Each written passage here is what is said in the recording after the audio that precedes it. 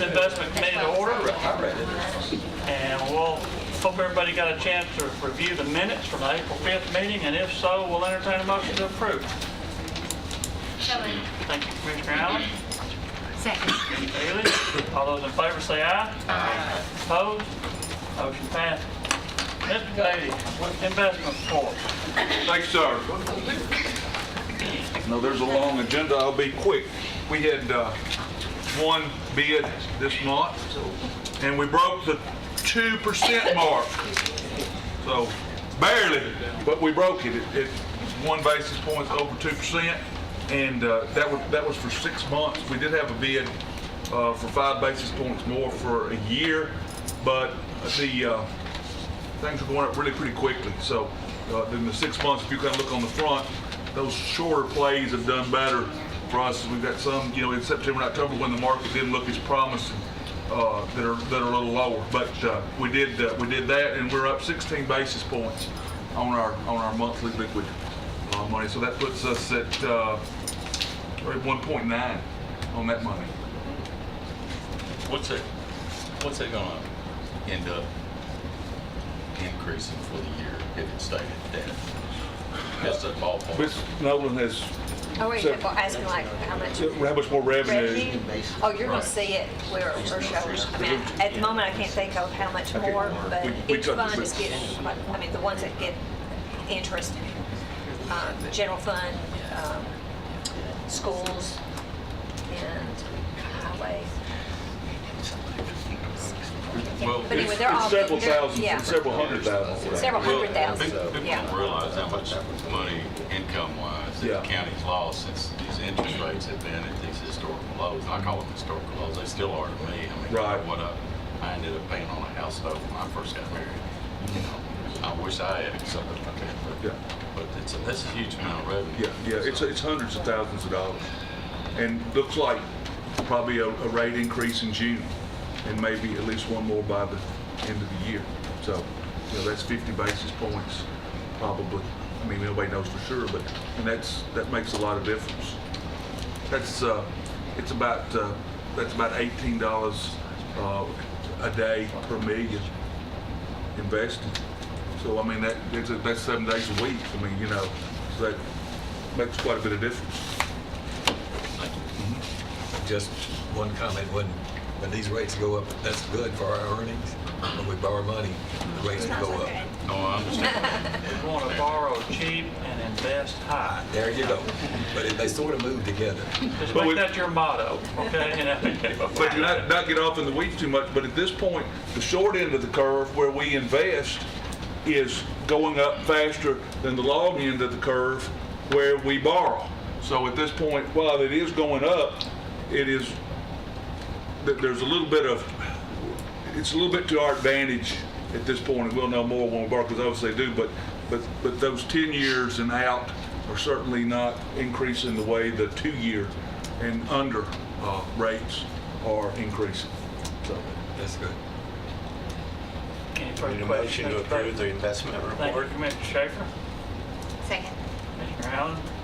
All those in favor say aye. Aye. Opposed? Motion passed. Thank you, Ted. thank you very much. One Yes, ma'am. question, please. What is a realistic percentage that we should expect on our tax roll collection? Because I know you've increased it every year, it looks better every year, but I'm sure there's some kind of industry norm, and I'm just curious, what does good look like? I think we're pretty close to there. I mean, we had collected 99.45% or 44% of the collectible total before we turned it to Chancery. Now that's not all then we'll collect more in Chancery when we get there. I don't know, but that's probably, I hate to put a percentage, but that's going to beat most of the other counties. I think Williamson does very well. I mean, we're growing and trying to help some things, but there's a state issues that hold some things up, and just some money issues, and on some personal properties, trying to find folks who opened a business in their dorm room, and Right. they graduated or they got a business license. I mean, Yeah. those are, so to make a significant increase in that, I mean, you've done spectacular, and I'm just curious, I didn't know what the norm was or what good looked like. we're going to keep trying to Yeah. increase that, but just to be realistic with you, I think when you break that 99%, and we're almost at 99.5%, which we were below 97 at one time when things, so, I mean, that's significant. So we're turning over less money on a much larger tax roll. Right. But I think that's getting, That's how we, yeah. well, I mean, we're always trying to innovate, but the low-hanging fruit's gone. But we're gonna keep working, but just to be honest with you, I think there's just gonna be a certain amount that's gonna take some time to get. Like I say, that's not the final total of what we get, that's just what we get before we turn it over. Great job. Thank you. Thank you, Mr. Beatty. Thank you. Have a good evening. Ms. Nolan, fund condition report. Okay, starting with the development tax, in April, we received $491,250, brings our total for the year $4,455,000. What do we budget for that? Of course, that's 1.5 for the, More schools to build. 1.5 for the debt service, 1.5 for county general. Okay, cash balances at the end of April total $351,833,000, with $267,984,000 being operating funds, $83,849,000 being borrowed funds.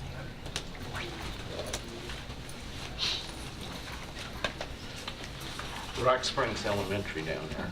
We have not borrowed from it for it yet. Okay. So I mean, that's why it's in the negative. We'll be using other monies. Well, actually, what we're using is 189 future elementary money, elementary school. So really, that's kind of funding it.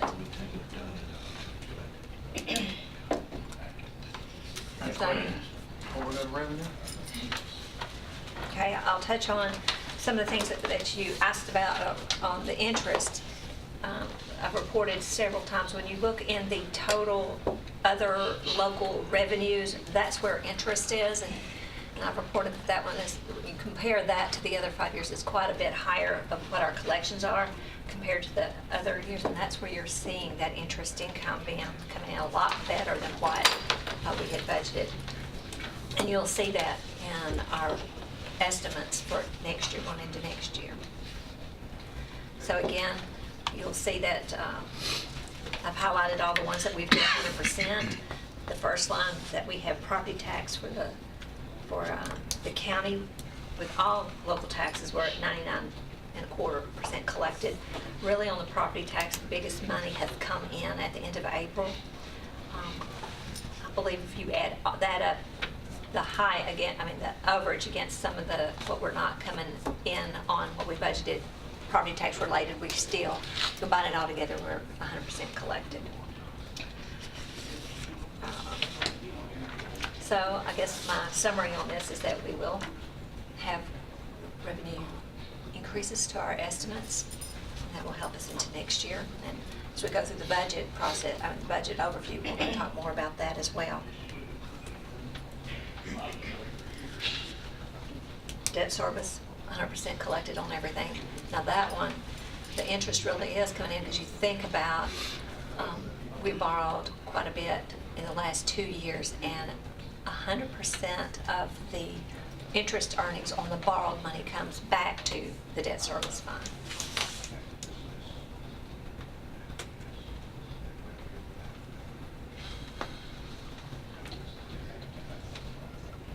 Any further questions of Ms. Nolan?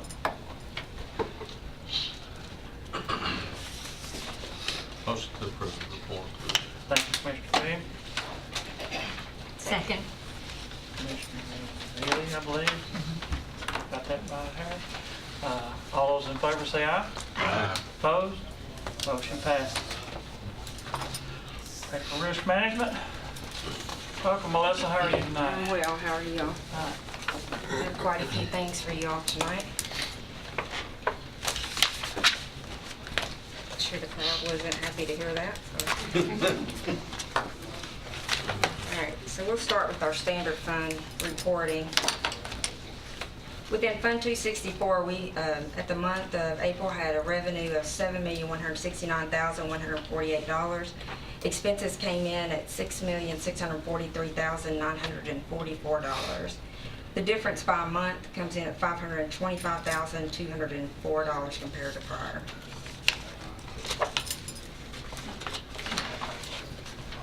Reviewing calendar period year-to-date revenue versus expenses. In prior period year-to-date revenue came in at $18,319,176 compared to current of $30,576,186.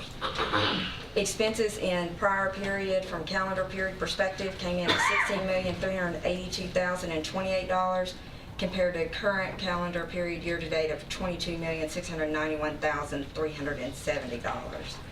Fiscal period year-to-date revenue in prior period came in at $52,685,248 compared to current at $58,075,530, with expenses coming in at $55,873,005 compared to current at $55,819,524.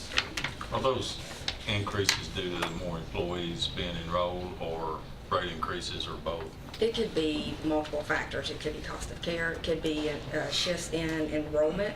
Not necessarily more people, although we do have more people, but also what plans are they electing? How do those plans pay out? And then where are they choosing to receive care? There's a lot of different factors that go into what your expenses look like. I was talking about revenue. Yeah, the revenue line would definitely be from the rate increases.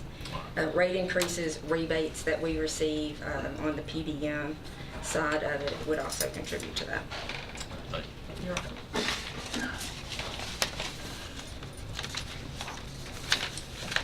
On the last page, you will see a calendar year revenue versus expense comparison of 2017 and 18 compared to fiscal year. If you'll look at that, you'll see that for 2018 calendar year, when we look at revenue versus expenses, we're to a positive of $7,884,815. Calendar year difference in revenue versus calendar year difference in expenses. The revenue comes in at $4.2 million, whereas expenses come in at $707,842 when you look at current to prior. And then again, when you look at fiscal year, you'll see that for the current fiscal year, when we compare expenses to revenues, we're to the positive to $2.2 million, with an average enrollment of 6,018 employees year to date.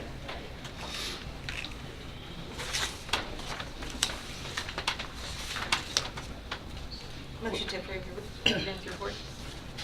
We need to do 266. And legal. I'm reading ahead, sorry. Yeah, you're fine. I appreciate I was that. on insurance We're committee, so trying- yeah. Yeah, I'm she's good. heard this. Good, good. For the legal, looking at Hudson Reed McCreary, for current month end, we are at $28,000.52 in cost compared to prior period, same time, end of April, we were at $46,738.94. Within Fund 266, we ended the month of April at $798,182 compared to prior of $613,779.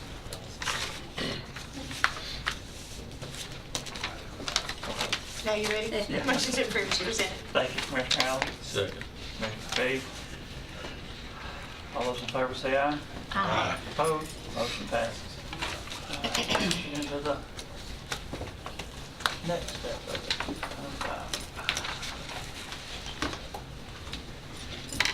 With voluntary benefits. We released bids for voluntary benefits as well as COBRA and Flex Spending accounts, which I'll talk about next. On the voluntary benefits, we had actually sent it out to 8 carriers, and we had 2 that were disqualified due to Title VI documents not being signed, and we had 2 that did not respond to the RFP.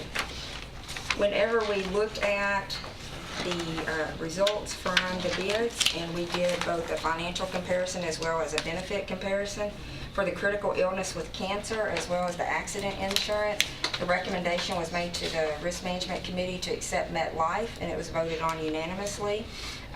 There was also a bid that was taken for cancer-only policy, but given that critical illness has a cancer rider attached, it was felt that the premiums on that was not reflective enough for us to offer a standalone policy. So the recommendation to the committee tonight is to accept MetLife as the critical illness with cancer rider.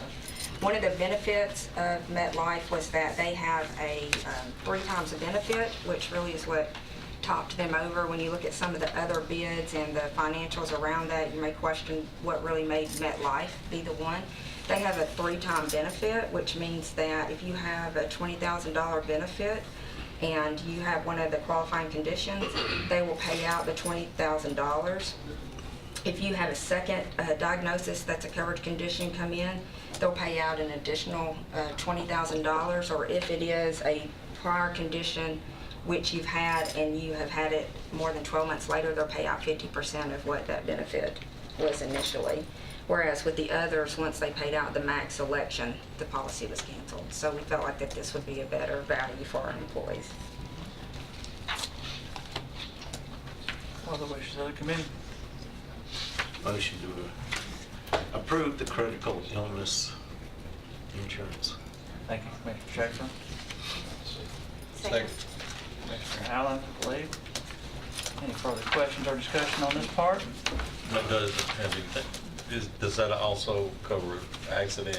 Yes, so it would be the And all cancer. It's voluntary all three, benefits. yeah. Yes, we won't offer a standalone cancer, but we will offer critical illness with the cancer rider and the accident insurance, which are the same 2 products we offer today as well. And I'm guessing we need to break these up and vote on these individually. Yes, sir. So we've already got a motion and a second, and if there's no other discussion, call the roll. Commissioner Allen? Aye. Commissioner Baum? Yes. Commissioner Ely? Yes. Commissioner Peak? Yes. Commissioner Schaefer? Yes. Commissioner Jordan? Yes. Motion passes. Moving right along. We also released an RFP for COBRA and FSA services. We had 5 companies respond. All carriers responded to the bid. However, one corporation was disqualified due to Title VI and TCA 495413 not being signed. If you're unfamiliar with that, that is the school board, which requires background checks on anyone that's going to be a vendor on site within the school. So we incorporate that into all of our bids since those vendors service the Board of Ed as well. If you will look at the very last page of the overall cost summary, 3-year total.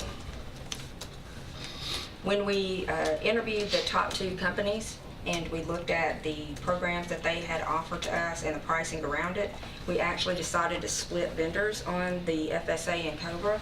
We have awarded the COBRA benefit or COBRA service to Cigna through the Risk Management Committee. That's the recommendation.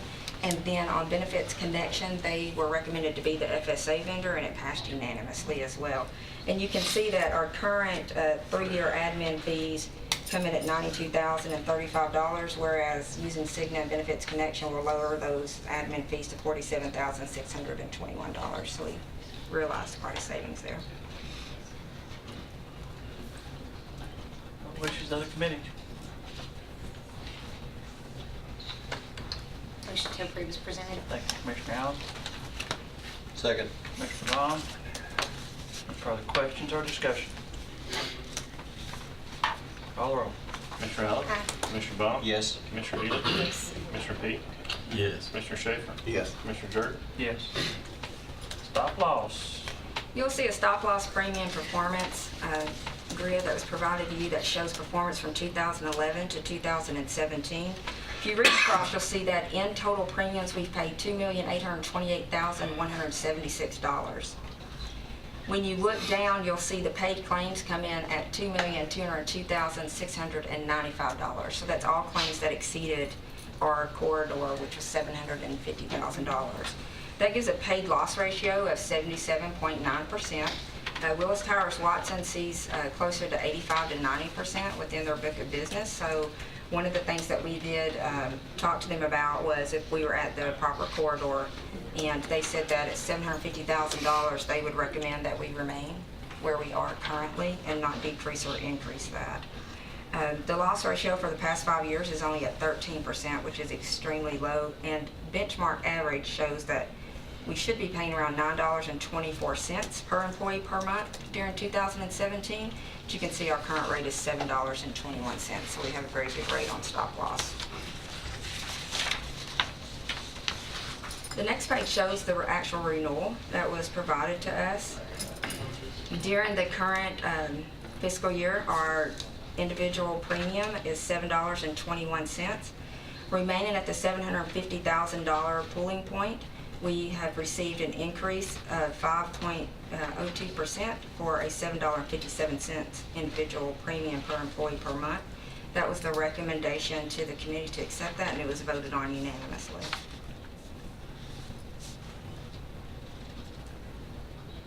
Any questions? Motion to approve the stop loss as presented. Thank you, Mr. Schaefer. And what did you say the increase was? It's 5%. We might should get a second before we discuss it. Would you Second. thank Sorry. Mr. Baum? Sorry to cut you off, Mr. P. Go ahead. No, I thought you had, sorry about that. That's okay. You're only about 3/4 the way down. The renewal increase is 5%. Okay. What is that average out? I thought you said a dollar amount. So right now we pay individually $7.21 Right. per employee per month. It takes it to $7.57, so it's an increase of $505,278 annually. Okay, I misheard you a while ago, so I Yeah, thought I'm it was sorry. I was going another kinda fast. 14 over. No. That's good. Yeah, and even though it's 5%, there have been years in the last several years where they've held flat on the stop loss side of it as well, so I wasn't too upset about the 5% this year. And it looks like any change in the individual pooling point that you considered was to raise it, no Correct, not to consideration of lower lowering it at all. No, that's right. We show from a loss ratio perspective that we're trending very well. The thing about insurance is once you go up, once you go up, it's very expensive to go down. So you have to be very careful about it, like the decision now.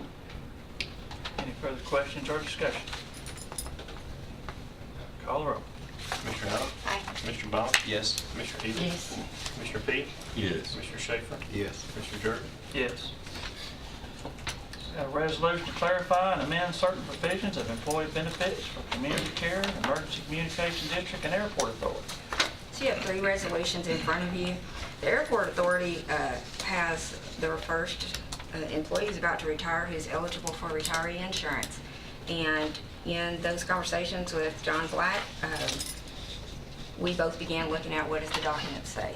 And I want to thank Rick Spence because in his next life he should be a detective because he was fantastic at digging up documents for myself and Miss Nolan from many, many years ago. And what it uncovered was the insurance reference was just that in the documents. It said that we'll provide insurance. It didn't actually detail what that means. So these resolutions, there's 3 of them. There's one for community care, the airport authority, and emergency 911, because those are 3 entities where the employees do not belong to Rutherford County, but through arrangements they can access our insurance plan. And so this just clarifies what is already in place. It just helps to memorialize what we are currently doing and to ensure proper understanding of the relationship. So I bring these resolutions to you for consideration. Mr. McCreary actually drafted these, and I have sent these out and spoken with all 3 of the heads of these organizations, and they felt comfortable with the language that was included in it. And I know that with the airport authority, it also has to go to the town of Smyrna, and Mr. Black will be handling that. Mr. Mayor, are you in support of Yes, these? I'm fully aware of this. Community care, even today, that we've made them aware of it, which he had already done. So I think this is the right thing to do. These leases and these agreements say nothing except we will allow you to use our insurance, and that's the end of it. So this describes it in proper detail. It's the same for all other employees, school board. It is. It's the same, and that's basically what it does, is it says you're entitled to the insurance that is available to Rutherford County employees for medical, dental, vision, life, and the FSA. You'll pay the same premiums that they pay, and your employer will contribute, you as the employer will contribute the same amount as Rutherford County and the Board of Ed does for its employees. That's in a nutshell what this is. Wishes of the With committee. that discussion, Mr. Chairman, I would make a motion to accept all 3 resolutions. Thank you, Commissioner Ely. Second. Commissioner Schaefer. Any further questions or discussion? Call the roll. Commissioner Allen? Aye. Commissioner Baum? Yes. Commissioner Ely? Yes. Commissioner Peak? Yes. Commissioner Schaefer? Yes. Commissioner Dirk? Yes. Thank you, Melissa. I have one more. Oh, you got one more? Go ahead. Number 6 is mine as well, the Oh, that- bond. Okay. Oh, I thought that would be a finance thing, sorry. That's an insurance thing, Oh, yeah. okay. Bond amount for director of school. Trying to get rid of it. I have brought to you, this is actually, I received a digital copy of the bond. The hard copy is in the mail on its way to me, and I'll secure proper signatures at that time. On Monday, I applied for the bond for Mr. Spurlock as the director of schools, and the bond has been issued, and I brought this to you for consideration and approval. The bond amount required is $100,000. It has an effective date of July 1st, 2018 for a term of 3 years. How's that amount chosen? It's dictated to us through, is it comptroller, Lisa, that we get it from? Just curious how we picked that amount. Yeah. Motion to approve. Thank you, Commissioner Allen.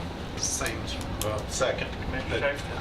is it the same as the current bond? It is, and I've also inquired, I don't know how much it would actually be, but I've inquired for a refund for the few months that we won't actually need the bond on Mr. Odom. I'm waiting on a response for that as well. Try to get all those pennies. Get all of it out of it That's when right. we can, right? That's right. Pennies make dollars, so. We have a motion and a second. Call the roll. Commissioner Allen? Aye. Commissioner Baum? Yes. Commissioner Ely? Yes. Commissioner Peak? Yes. Commissioner Schaefer? Yes. Commissioner Dirk? Yes. Thank you, Melissa. All right, thank That's you. it this time. That is it. Okay. Yes, thank you. We got a grant contract for the Tennessee Department of Human Service for Child Support Services. I'll take this one. Taking that one? Yes, this is the grant that we've had for several years now, and it provides revenue for our magistrate that hears the 4D, which is child support cases. And we can get a portion of his salary covered.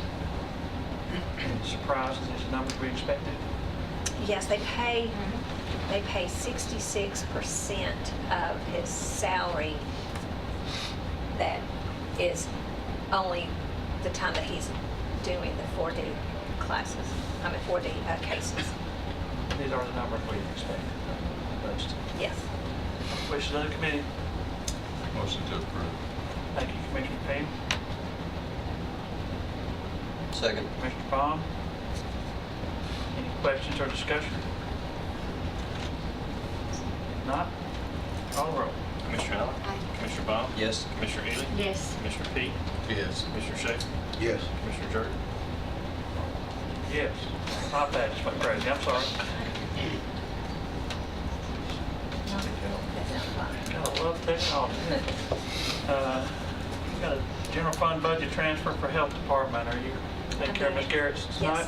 Yes, yes. This line, 110-309 contracts with government agency, this line is where we pay out of our local funds to the state of Tennessee to be our part of our contribution to the operations of that department. The state is allowing us to use 1/4 of that money locally, and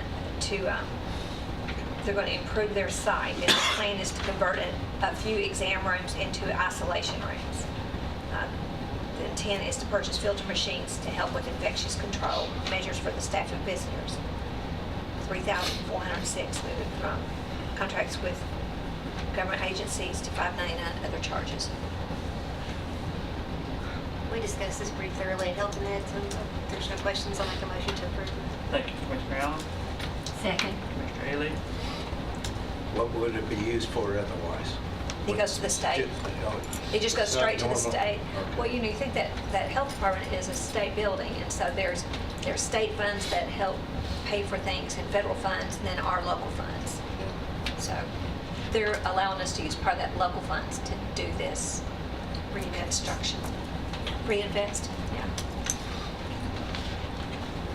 Other questions or discussion? Call the roll. Commissioner Allen? Aye. Commissioner Baum? Yes. Commissioner Ely? Yes. Commissioner Peak? Yes. Commissioner Schaefer? Yes. Commissioner Jerk? Yes. We've got an application for solid waste litter grant. Mr. Nolan, perfect timing. Come on up. How are y'all this evening? Unless you want No, I was ready to do it. Let him do it. Litter grant is through TDOT, and it's one that we receive every year, and it's based on population and road miles. And it's gone up over the last few years. Our litter grant for last year and this year too is $113,200. And there's no matching to it. It's just when we spend the money each month, we send in the receipts and basically a bill, and they reimburse us. They're running a little bit behind because they're short-handed. But it's what pays for most of the sanitation and solid waste budget. Not all of it, but most of it. Education part. Motion to approve. Thank you, Commissioner Petty. Second. Commissioner Schaefer. There's a line in here that says the grant contract will impose certain legal and contractual obligations upon the county. What do those look like? If we have to report to them what roads we're picking up, how many miles of that road, how much trash comes off of it, recycling, if we recycle that stuff, and report all that back to them. And then everything that we spend, we send in to them, and they won't reimburse for everything. They'll reimburse a little bit, they'll reimburse maintenance on the vehicles, but they won't buy a vehicle. So just a lot of subsequent documentation on how the funds are spent. Yeah, I mean, they've got a form that the mayor has to sign every month, and it's 15 pages or so. And that language is required by the state to make the resolution. This may not be the appropriate time, but since you're up here, and I hate to lengthen the meeting, but article in the paper yesterday or today about the environmental court. There's a lot of rumors out there, and I've had people come to me and say, can I turn in they think they can get turned in or turn in their neighbor for burning trash in a barrel, and their neighbor's gonna go to court and they're gonna get some money out of it. And we're not gonna go, I hope when we're on TV, you can assure, we're not gonna prosecute somebody for burning their garbage in a barrel like a lot of people in the rural areas do. This That's is not for the intent. major violation, correct? Right. You called me about a boat. Yeah. And I went and checked out the boat, and of course, there's no numbers on it or anything, but somebody unloaded a fiberglass tri-hull old style boat, and that would be a tier 4 violation. Well, that ought to The be a size and the violation weight. when you leave a boat in the middle of a public road. So But I just want to assure the people out there they're not going to be cited in court for burning their garbage in a barrel. if they're cited in court for that, it's not through solid waste. That would either be through codes or fire. Right. Solid waste doesn't control that part. Well, I understand when it's about burning ban and stuff, but we don't need to be out there critiquing how somebody burns their garbage. Right.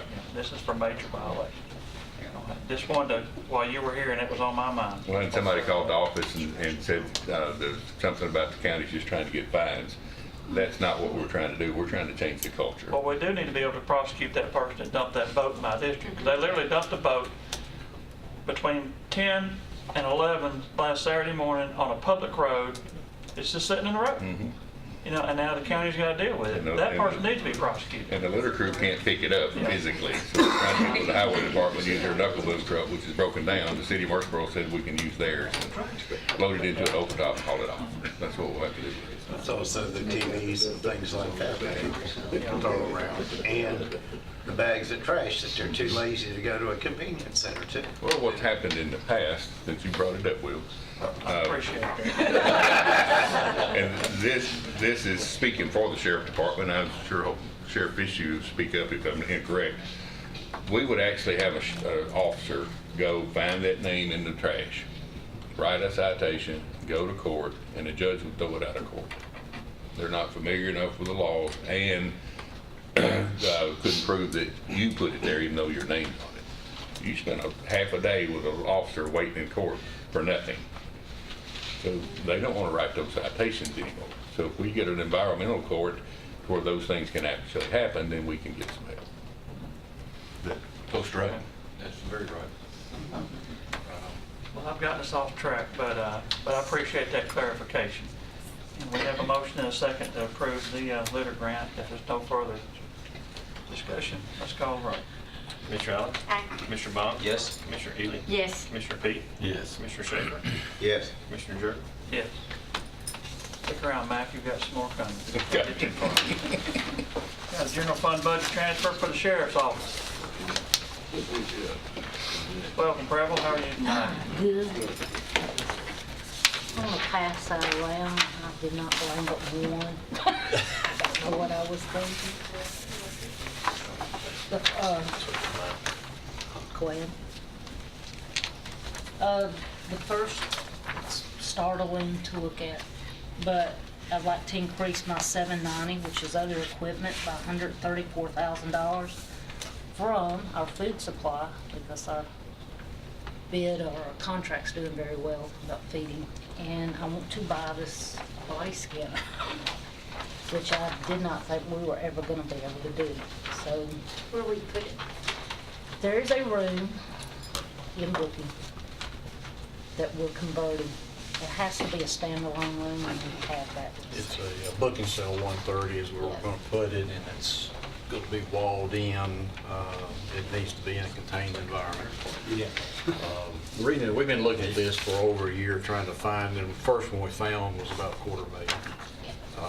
So we have been looking for a year. We've even gone through looking at government surplus to try to see if we can find something. The problem that we've got is contraband coming into the facility, hidden in the body cavity. Unless we've got probable cause to search, we cannot search. We have to be able to prove why we did that for constitutional reasons. Whereas a body scanner meets that criteria that it's not an invasive search. If we find something, then we've got the cause to go ahead. We have had instances where items are being brought in body cavities, and we had a suspect that there was something there. We had one of our detention officers stuck with a needle. So it's very problematic in what the outcome of something like that can be. We've had other instances where we have had some drugs that's brought in pills by body cavity and then passed around in a pod once they get passed, simply because of the way the law is written on the strip searches. And this device will pick up shadows in the body and in body cavities and whatnot, where it will give us the probable cause then to do a search. Well, you have to man this with different sex personnel. It's going to be in our booking If you're facility. if you're scanning a female versus a male, I mean, there's not a problem there. We No, could they train would up really to end 10 up with people, lawsuits. so it could go No, where somebody's sir. uncomfortable. We don't scan, or even when they come in book, we separate people. We don't, this is a room, I mean, actually all it is like a airport scanner. You walk through it. It's not something where now if we get into a situation where we have to take it further, then they go into a private room and it's either female with female, male with male. Well, I just don't want to walk into a lawsuit. Oh, no. Have somebody Well, this saying, hey, is a- you're, I know the fire departments, when they first came out with thermal imaging, there was some, No, this questions is going on tried there. and proven, and it's being used. In fact, we went to Carolina where it is being used right now. Carter County? It's Lexington, Lexington, Kentucky. It's, Kentucky North is using Carolina. it, and then we've got one, I want to say Carter County, I may be wrong, is in Tennessee is using this now. And we've gone to that location to make sure that this does what we want it to do. So this is not, we're not the first to do this. This is going on now in the corrections institutions. And this is from within your budget. Yes, sir, it's Yes. coming from within our budget. Without getting farther into this description of all the activities, let's get a motion out here. I'll give you the motion then. Thank you, Commissioner Schaefer. Second. Commissioner Bond, any further discussion? Call the roll. Commissioner Allen? Aye. Commissioner Bond? Yes. Commissioner Elan? Yes. Commissioner P? Yes. Commissioner Schaefer? Yes. Commissioner Jerk? Yes. Got an amendment to the blind vendor agreement for the sheriff's office. On this, we're actually adding more revenue. We're creating a text and email service for the inmates and the family, mailroom support, and a remote video visitation for people at home, and we'll get a percentage of this, and it's all through VendEngine and through the state, Tennessee. Blind vendors, of course, we have to get your permission to do this. We're already in a contract with them, it's just an addendum. Just an addendum to it. Motion to approve the request. Thank you, Commissioner Schaefer. Second. Pete? We don't have a leg to stand on this. Yeah, I mean, this was There's state said, Yeah, the state. basically with blind vendors, they got. We don't have any choice in it. You want to expound anymore? Unfunded mandate Oh, anymore? well, I've been on public safety for several years. This is I've heard actually a lot of improvement though, with these. this contract This now. is a major improvement This is- Yes, it is. in our commissary ending Yeah. and all of this, so it's working really well. We're actually seeing the contract. Everything. I'm gonna give you one. Oh, we haven't voted yet, have we? Didn't vote yet. Call the roll. Commissioner Allen? Aye. Commissioner Baum? Yes. Commissioner Ely? Yes. Commissioner Peak? Yes. Commissioner Schaefer? Yes. Commissioner Durr? Yes. Before, Sheriff, please, since they're the experts on the environmental court, can I ask you one short question on I that? don't know we're experts on environmental. This is coming Does out it, already. okay, say a sheriff's deputy or a Smyrna police deputy finds something in the city of Smyrna, and they find out who did it, can they write a citation, either one, and it go to the environmental court? I don't know enough about the environmental court at this We got- stage to really know Ms. how Bell it's going probably to work. can answer that question a little bit better. Yeah. Okay. We'll do what they tell us. She'll be up here in a minute then. Yeah, no, we'll do what they tell us. We've heard about it, but we are at a stage right We're now, gonna kind have of like one, where everybody else. we one don't really judge know that's as gonna much. have one part of one day where this can be focused, and you don't all have to be jumbled up with everything else, and that person will be in a much better position to be able to help sort of do some improvements on some things that need some real attention. I guess impartially to answer your question, if we find a situation, as was stated earlier, where we have gone through garbage, which we do, and find a name and whatnot, then we will attempt to try to contact the people to come and get it. If not, then we have in the past cited the unfortunate part, and I don't know that if it will work differently through environmental court, but as stated earlier, unfortunately, we go to court and they're thrown out. So obviously we keep trying, but you get a little reluctant when you do that and you go to court and it's thrown out. And we're spending a lot of time up there. I think this will be an improvement, but we'll wait and see how they're going to set it up and then what the rules and so forth are. That's a lawyer answer. How's that? Yeah, that's right. Both sides, right? Thank you very much, y'all. Good evening. Thank you, appreciate it. An ambulance service budget transfer. Mr. Nunley's not here this evening, so. This is pretty easy. They're requesting additional appropriation for their paramedic scholarships and EMT scholarships. They've got one semester to pay, and they haven't received the donations yet from the community businesses to offset the cost. They had anticipated paying the summer semester until July, but it starts in June. So they're asking to pay $5,000 from their contracts with private agencies to their in-service and staff development. Still within their own budget. Move for approval, Mr. Chairman. Commissioner Ely, Second. Commissioner Schaefer. Call the roll. Commissioner Allen? Aye. Commissioner Baum? Yes. Commissioner Ely? Yes. Commissioner Peak? Yes. Commissioner Schaefer? Yes. Commissioner Durr? Yes. General fund budget amendment transfer for Paul. Mr. Gregory, welcome. Not to beat a dead horse, but on the environmental court for Paul's, we're super excited about it, mainly from the fact that all of our cases will be heard at one set day per month. All of our officers will be able to go in. Judge Oshot has assured us that she thinks we'll be out of there within an hour to an hour and a half, as opposed to a couple of weeks ago, I had an officer that I think had 3 cases in general sessions. They were there from 8 o'clock to 2 o'clock. Most of them got reset or thrown out. So for us, we're looking at it from a efficiency and resources mindset. We can get everybody down there in and out quickly versus everybody having to go odd days and be in there for hours. So that's an aside. For the budget, we have a lot of different transfers and amendments here. We're looking to transfer money in from the animal friendly grant to our drugs and medical supplies. We received a donation from Channel 4 Surprise Squad. We're looking to move that money into drugs and medical supplies and other supplies and materials. Moving some money from the gas pool over to our account to fund gasoline for the rest of the year. We had an emergency with our washing machine. It's a large commercial type washer. It went out. We had to replace that, so we're looking to put that money back into that line item using our Paul's donation line. Moving some money within our budget office supplies from other contracted services, moving money into our travel line from communication equipment, and transferring, again, some money to get us through the end of the year from our from our part-time line item over to our vet services, because that veterinarian was to be paid as a contract employee versus a part-time employee. Any questions of Mr. Gregory? I'll make a motion to approve.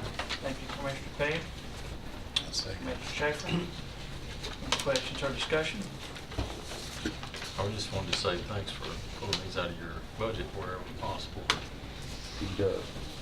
We sure try. Mark helped me out on that one. Getting to be that time of year, a lot of transfers from them line item to line item, but as long as we stay within budget, it's not too hard to set. Call roll.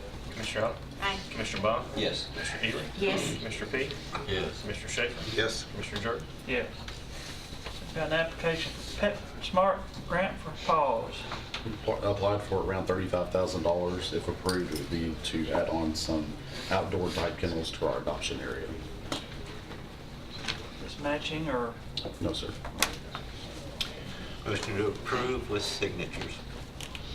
Mr. Schaefer? Second. Mr. Peak? Further questions or discussion? Call roll. Commissioner Arnold? Aye. Commissioner Bond? Yes. Commissioner Ely? Yes. Commissioner Peak? Yes. Commissioner Schaefer? Yes. Commissioner Jordan? Yes. An application for a state animal-friendly grant for paws. The maximum amount that we could apply for was $5,000. Basically, you apply for that amount, they send you back and tell you what you're going to get. So that amount subject to go down, that's what we would apply for. That's not a match either, is it? No, sir. This is through the animal-friendly license plates. Ditto. Mr. Schaefer? Second. Mr. Peak? Call roll. Commissioner Allen? Aye. Commissioner Bond? Yes. Commissioner Ely? Yes. Commissioner Peak? Yes. Commissioner Schaefer? Yes. Commissioner Jordan? Yes. Thank you. Thank you, Michael. Have a good I have a night. question for you. Yes, ma'am. Come on, buddy. Without a chair.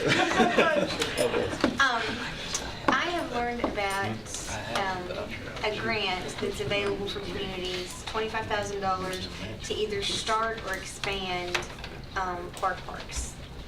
Okay. Is that anything that would, and I think you have to already have the land. I don't think the money can be used for the land. But they're having trouble, it's like $1 million, and they're having trouble giving it away, finding somebody to give it to. Would we have anywhere where we could do a bark park in the county? Not at our facility. We are landlocked and no parking. I'm not sure what properties we have, Mayor. Well, the only property we've got is at Lane Agri Park, and it's restricted to use for animals. I don't know whether that's to be livestock or not. Well, you may remember how that works out, but it has some restrictions on it. So I don't know if we could use that or not, actually. Is a Labrador livestock? You know, I mean, that's getting a legal question. I think there is. is not a real good probability we could even use that, because I looked at that a while back for another purpose. Now, the commission did get permission when this animal control location was there to use that is for that particular purpose. That was something that the people that gave that property agreed to. We probably would have to go back to the heirs of those people even to get that done. Well, because I also know it's one thing to get the money to get it started, but then you've got to maintain it, and there's an ongoing commitment to it. So I just didn't know if that was anything that we even wanted to explore. Because I think the date's coming up pretty quickly anyway. But I just recently learned about it. And I thought, what a shame to have that money sitting there and you can't. Maybe the cities they can't in their do it. parks. Yeah, I passed it on to Smyrna. So. My concern would be the 25,000. Once you put up some fencing, that would be gone. Quickly. And then yeah. where would you come up with the other money to finish it out, and then as well as the upkeep as well? They're very popular though. Yeah, I just Very wanted to popular. ask. Thank you, Michael. Thank you. We've got a general fund budget transfer for emergency management. Mr. Cass, welcome. How are you tonight? Pretty good, y'all. Real quick, we have I need to make repairs on a mast that we're moving from an old ambulance chassis over to a proper trailer.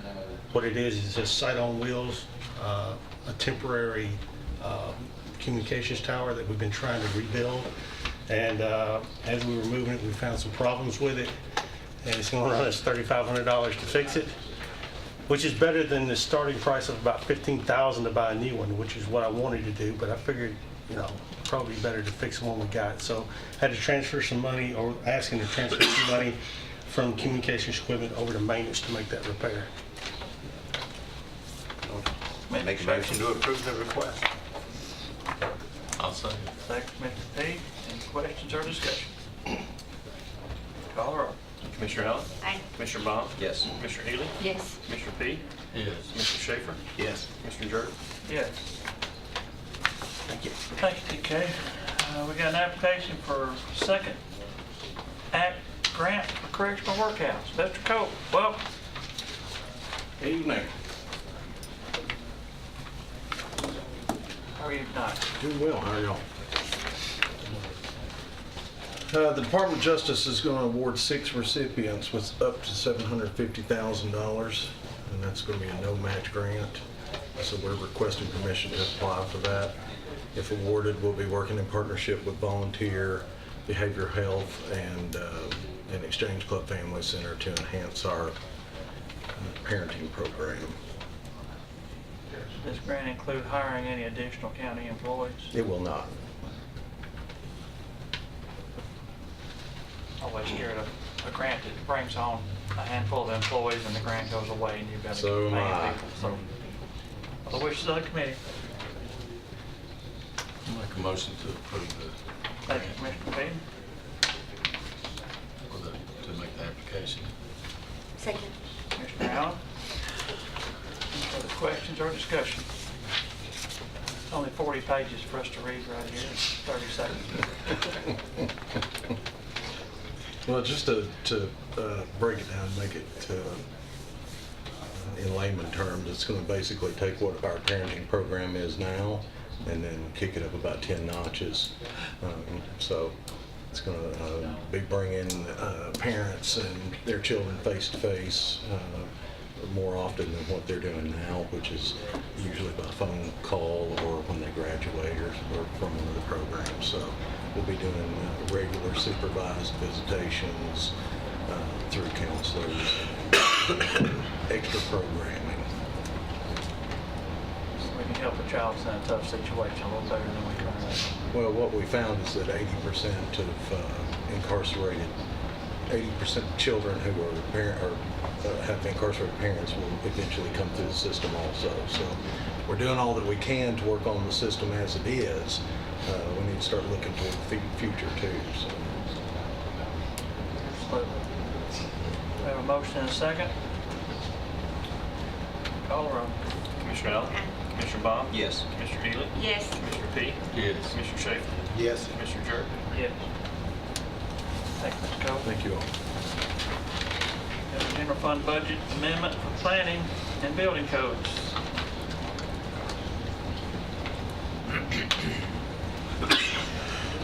Dynamic duo coming up to help. Mr. Mossy, Ms. Bell, welcome. Hi. Commissioners, how are you all this evening? Good evening. All right. Before getting into the actual budget amendment itself, I thought it might be a good idea to kind of go through the background of all of this so we can kind of see where we're coming from on this. What we're looking to implement in planning and engineering and building codes is what we call an electronic plan review software package. Essentially what this would allow us to do would be to allow us to do intake of plats and plans digitally, review everything digitally. All comments would be assembled with the program. The engineers and surveyors and whoever would be able to log into the system to retrieve these results as well. But not only that, it will also be used by building codes for inspections, as well as by planning and engineering for the inspections like stormwater inspections. Building codes would do it for code enforcement, zoning enforcement, and just their normal building inspections that they do for these projects. It would also allow for the permitting process as well, not just the inspections, but also the permitting. So what we're seeing really is a package that would allow us to go from cradle to grave, as I put it, from the beginning of the process when it's first submitted into our departments for review, through the Planning Commission, through building codes, through all the permitting, through all the inspections and everything like that. This is something we've actually been talking about for the last couple of years. We started the process meeting with our OIT folks about this. And over time, we finally got to the point after looking at a couple of local areas in the local municipalities and counties in this area that were running a similar type program. We decided finally that this was something we wanted to move forward with and talk with Mayor Burgess about it and kind of let him know what we were thinking. So, of course, knowing the costs of something like this, some general ideas of what some of these costs were, we knew this would have to be done through a request for proposal type situation. So Tanya did the lion's share of the work for that RFP, getting it together. Of course, we had our legal folks look at it. We had the mayor's office look at it, our IT folks look at it, make sure it was good to go before it was sent out. And we sent that out in mid-January, and we opened bids with the purchasing committee on February 28th of this year. The prices, quite frankly, were all over the map. The minimum bid was about $251,000. The maximum bid that came in was about $1.4 million. The average bid price was a little over $733,000, and we received 7 bids. We spent the next few weeks looking through those applications, the proposals that we received, and we narrowed it down to 4 proposals for the shortlist interviews. We looked at varying factors. We looked at cost. We eliminated a couple of firms just because of that. Features, some of the bids were very basic. Some of them didn't have all the required modules that we were looking for as far as inspections and different things. And then we're also, which was a very important part of this process, we're looking at how it fits in with our existing geographic information systems, our GIS integration. So after looking at all that and considering those different factors, we shortlisted it to 4 different proposals. One was, we'll call it the City View proposal. One we would call the True North proposal. The third would be IDT plans, and then the fourth would be Main Star. We had the shortlist interviews on April the 3rd in our mezzanine. Each had about an hour and a half to kind of go through their program and kind of demonstrate how it works. After those were completed, we kind of circled the wagons with planning, engineering, codes, OIT, and we met to discuss our thoughts and kind of our reactions to what we had heard. We gave an overview of what we felt, and based on that meeting, we narrowed it down to 2 different firms, which were the City View bid and what we call the True North bid. When you compare the 2, and these were right about the same cost, there were a little bit difference. The total costs were about $950,000. Now, just so you all know, that's not a one-time, that's over a 5-year period. I'd say a little over half of the costs in this either bid were going to be on the initial start of the first year. Everything after that was just going to be yearly maintenance. So I wanted to make sure that was clear before moving forward, that what we're asking for is not, the money that we're asking for is not going to be a year-to-year cost that we're going to look at. There will be maintenance, but it won't be anywhere near what we're talking about today. The options were comparable. The price tags, of course, were a little higher than we had anticipated, but again, when you look at the average of what we had received, it wasn't really out of the ballpark. And again, almost 60% really of both of those bids were on the startup cost, the initial. We followed up also with the 2 firms. We followed up with some references to kind of find out some of the other firms that these municipalities, jurisdictions use these particular firms. Tanya had some conversations with Johnson City, who uses one of the City View. We also, Town of Smyrna, excuse me, also uses the City Works for a portion of their portion of what they do. They use it for the building codes portion. And we also had, when we had the interviews, we had folks from CUD, Murfreesboro City there as well, because they're looking to implement something like this. And so all that kind of played into what we were looking at. We had some follow-up as well with the True North bid, again, Smyrna uses that one, as well as at least the City Works portion of it, as well as, I believe, Shelby County, Alabama, which is a comparable county to our size, just to kind of get an idea as to what their experience was. After checking those references and further discussions among staff, really the True North City Works bid is the one that kind of rose to the top. So that leads us, of course, to our budget amendment we're asking for. After we kind of had an idea of where we were going with this, we sat down with Mayor Burgess and kind of went through the same process that we're going through right now. Quite frankly, this is about the 4th time I've gone through this piece of paper. I've got notes jotted all over it now from going over this so many times. And this is the 4th time I've sat beside him and said nothing. That's such a good job. It's like, what he said. I was like, well, you're going to say all this, right? Oh, okay. She did a great job writing the RFP. She did. So, yeah. So, meeting with Mayor Burgess and Lisa Nolan as well on this, as far as trying to get the costs worked out. And Brian. And Brian Robertson, yes, thank you, of how we're going to pay for all of this. After discussion, the first meeting we had, it was discussed that we could follow up with the True North folks, just to ask them about the possibility of maybe trying to spread the cost out a little bit over time. After speaking with them about that, they were able to do that, but I'll come back to that in a second. But more importantly, they were able also to kind of refine the bid, and were actually able to save about $60,000 on the bid. So it's about $898,000, again, total price over the whole 5 years. After having that meeting, we kind of circled back with Mayor Burgess and Lisa Nolan about this, and the decision was made at that point that rather than try to spread it out, we would just go ahead, put the startup costs in this current fiscal year budget, which is what we're asking for today, and then the yearly maintenance cost, which is just a little bit under $100,000, would be placed into Building Codes' budget moving forward. Again, this is all, we're all going to be using this, you know, kind of as one, so it really doesn't matter which budget it's in at that point. So what you're looking at here on the budget amendment, and I'd also like to state that we already had a little bit of money in our budget.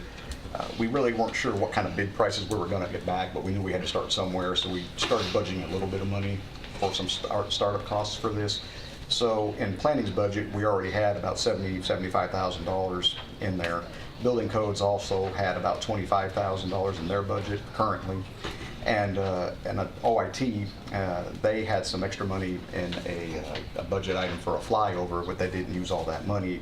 And they have graciously allowed us to use this money, which in my mind really goes to show just they feel that this is a good project as well. It's not just planning and engineering and building codes, but OIT is really on board with this as well, as they're allowing us to use this money in here.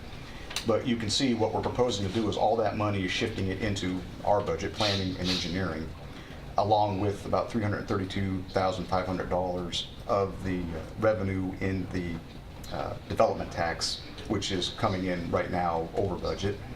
So what you're seeing here is the amended appropriation and the new money that we're asking for this, and then moving forward, the maintenance fees again would just be coming right out of Building Codes' budget. So that's kind of just a quick overview, and Mayor Burgess, Lisa, if you all have anything you want to add more detailed about that, Tanya. Mike Hughes is here, our county engineer. Mike Curtis is here from OIT as well. Want to thank them all, honestly, for all the work that has gone into this. This really has been a labor of love over the last couple of years as we've been walking down this path. So with that, we'll be happy to answer questions. So is the total cost about $850,000? It's about $898 total after 5 years, yes, sir. And about $95,000 a year is the maintenance. Correct. So about half of that is for reoccurring maintenance on an annual basis. Which also includes software upgrades, you know, if there's issues, maintenance, and different things. Technical support, right.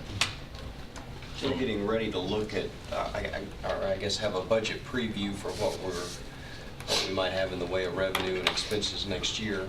Would it make any sense with such a big purchase like this to hold off just long enough to put it in the context with the rest of the budget to see if we can, whether we're going to be able to afford this or not?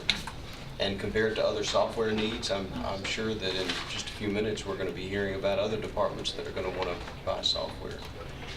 If this is the number one priority software purchase, then maybe it's at the top of the list. But there are no other requests in this current budget proposal from any of our offices, or one tiny one, but really nothing significant is coming forward on software. And I will add just one thing to that, and of course, Commissioner Baum, I appreciate your comments. I've worked for the county now and have come to different committee meetings and everything for about 12 years. And I can safely say you have never seen me come to the budget committee for this kind of a request. And the reason that is A, I'd like to think I'm pretty good in our department, not just me, but I think our departments are a good steward of the funds we're given. If I didn't think, and if we didn't think that this was important enough to ask for, you wouldn't see me here, because I don't take this lightly. And quite frankly, I know that Tanya doesn't, I know that Mike Hughes, our county engineer, doesn't. And our OIT folks, again, the fact that they're willing to allow us to use some of their money, and this was something that they offered us. We didn't say, hey, you got money laying around here, can we have it? They said, you know, we're not using this. Please, you know, we believe that this is a great project and we want you to use this. That's how that happened. So if I didn't think this was important, I wouldn't be coming forward with this. And this has been talked about as a past planning commission member for the last few years. Yes, sir. You know, Well, I've got a question or two, and I'm going to address them to Tanya, so we'll let her talk. That's fine. What are your estimates of cost savings that will offset this? Cost savings, as opposed to time savings. Well, the time is money. Absolutely. I mean, the town of Smyrna has implemented this software just for their budgeting, or excuse me, just for their building codes issuance, and they've had it in place for 1 year, and they have told me that their walk-in traffic has decreased by about 50%. They are able to take all the submittals and stuff, their applications online, their payments online, their requests online, not to mention the builders that would be thrilled to be able to submit. Some of our builders send their office staff into our office to pick up their permits, and it takes them, by the time they get up onto the square and find a parking spot and come in and pay for a permit, you're talking an hour and a half out of their time. So they'll be able to submit permits in 5 minutes, pay for it online, and it's done. The biggest part of this software, too, and I have to hit this because I would be amiss if I didn't, is the transparency and the public, the benefit this is going to be to the public, not to mention the commissioners. The public will be able to access this information online, be able to put in an address and find out what the status of any building permits that are active, any development projects that are active, any zoning compliance or code enforcement that is currently active on that property. Will that be under your website or either? Well, They'll be a user. They'll be able to sign in as a user. I would imagine there'll be logins either way, because there'll be a login for building codes, there'll be a login for planning engineering, and that I'm sure we'll have a way to centralize that, but I'm not too concerned about that. The efficiency is through the roof. I can't even tell you how inefficient we are today. Building codes, planning, engineering, and stormwater, all, we do have separate small software programs that we all use, but we're all separate. We cannot, there's no connection whatsoever to any of us. We literally have to pick up the phone, run up the stairs and call for every piece of communication that we do. And this would tie everything that we do together. And also from a space standpoint, obviously we have a finite amount of physical space to store files in.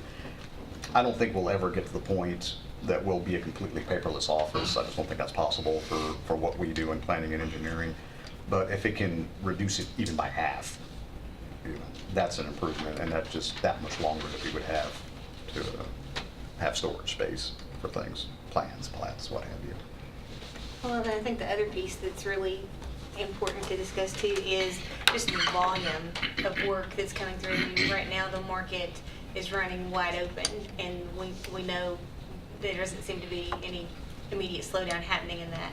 And so there's only so much you can do with the amount of staff that you have, and there's going to be mistakes that are going to be made. There are going to be things that are going to be overlooked and things that are going to fall through the cracks. And so it's a security measure as well to make sure, the quality measure to make sure that we're doing a good job and what we need to be doing and being efficient with staff, because otherwise you're looking at adding staff, you're looking at adding personnel who are also bodies who take up space, who also take up, retirement accounts and insurance and things like that. So I think any opportunity that we have to utilize technology, to make all of us already more, efficient, then I think that's a wise thing to do. And I've been on the planning commission for as long as Doug's been here, and I've been on the budget committee even before being a commissioner, and I can tell you, if we can wring a penny out of it, we've wrung a penny out of it in planning. And so I think it's time to make this investment. I think it's a wise investment.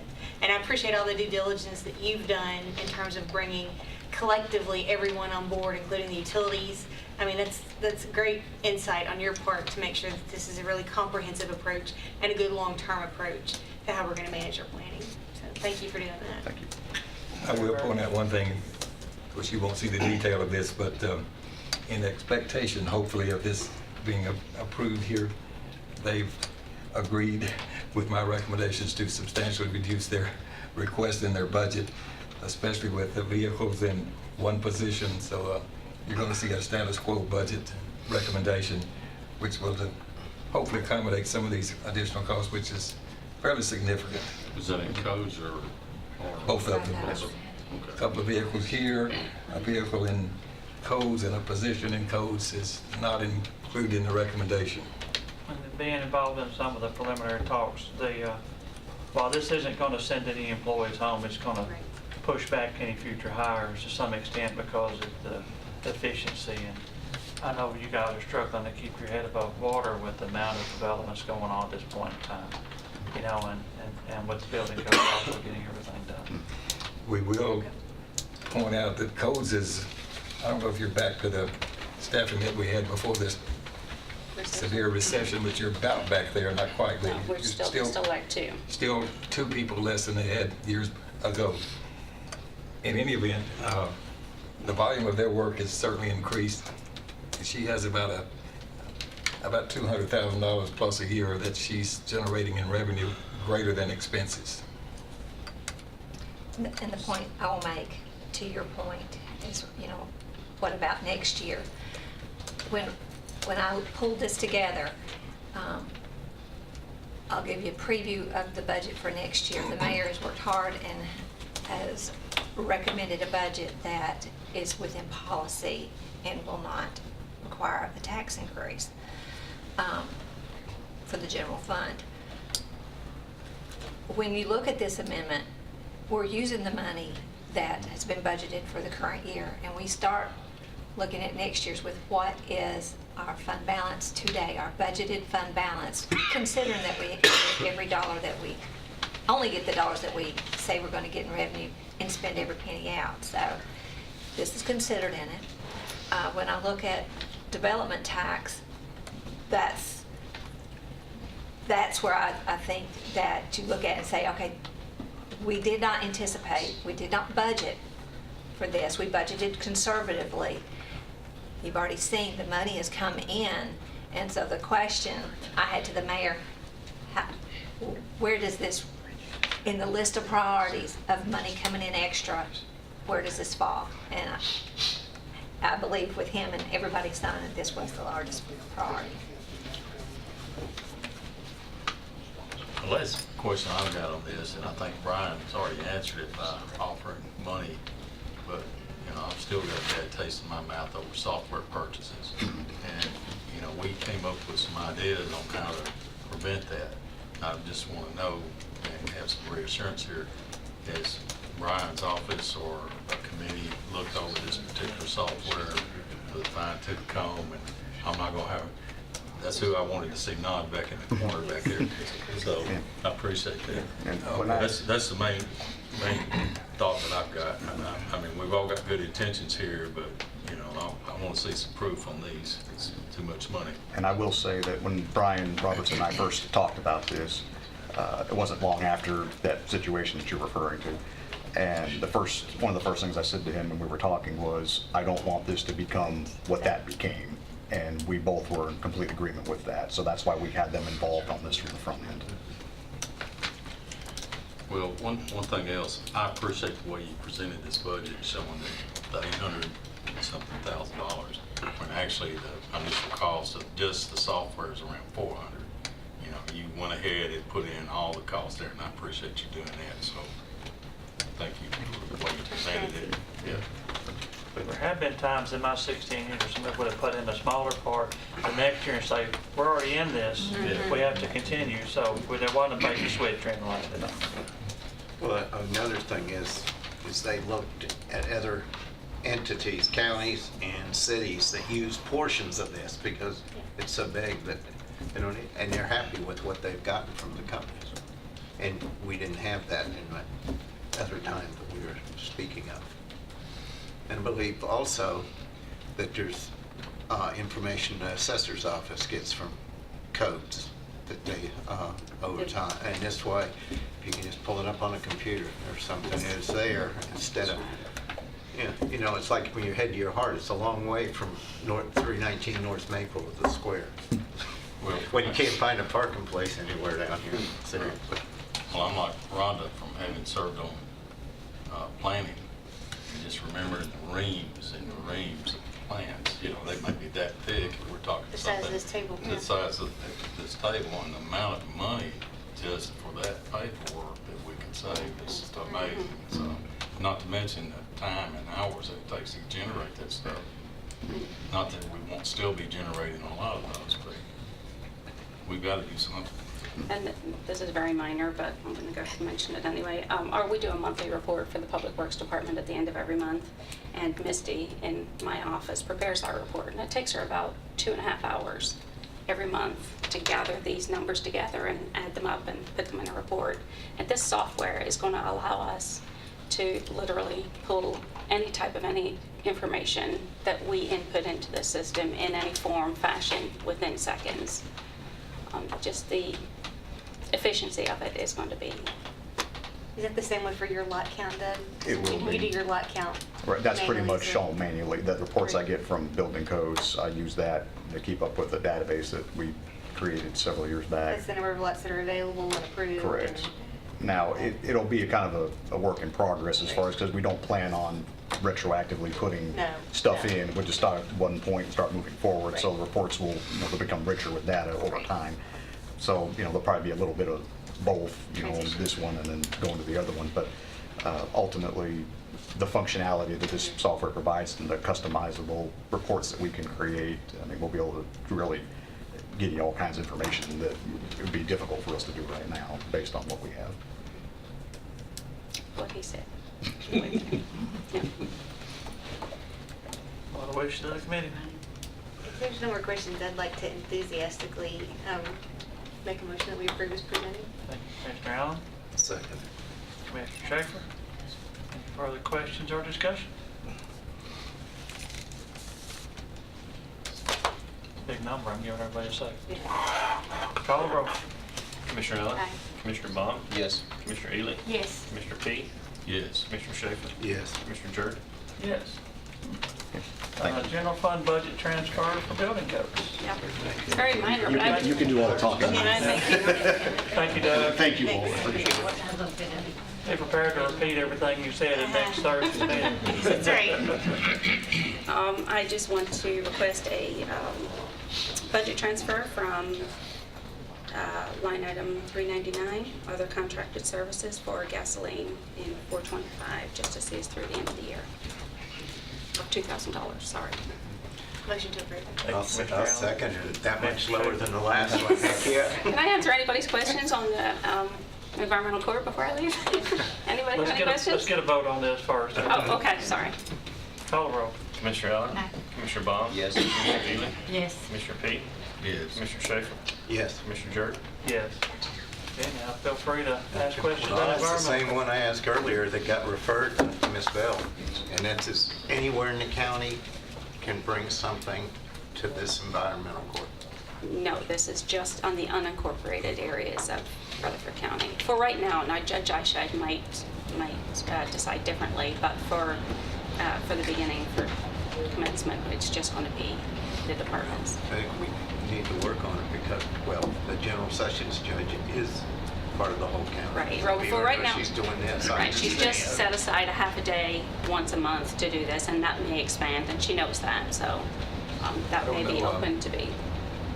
Mr. Gregory was talking about this, I don't know in what respect he was, codes and planning is just in the only authority they have to bring those forward is, I don't know about animal control is in the whole county, so I don't know. if there's any piece Oh, well, of- that's It true. goes through Yes, the they are. cities, but it's a county. Serving for the cities. Be like the sheriff, What's that? that's why. I guess they serve the cities. I know Smyrna pays into a portion of their They do.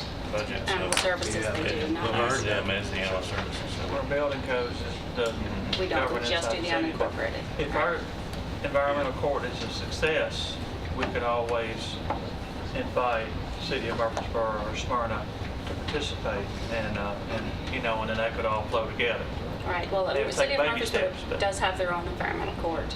I'm not sure about the town of Smyrna, but the City of Murfreesboro has their own.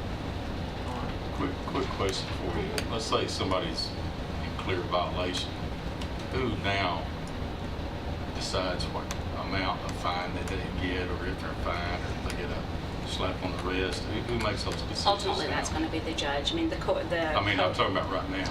Well, the state, Still the judge? state statute, for example, on this solid waste business, it specifically tells what kind of waste, how much waste, how many dollars are associated with those fines. So the judge just has to determine if they're guilty or not, and impose those fines that are particularly spelled out in state code.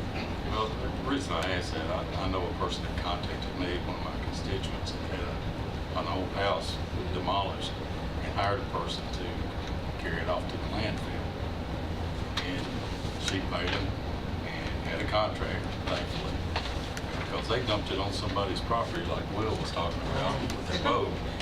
They just dumped it on some random person's lot out in the county. And I basically heard the guys got away with a slap on the wrist, and they're still allowed to do business here in this county.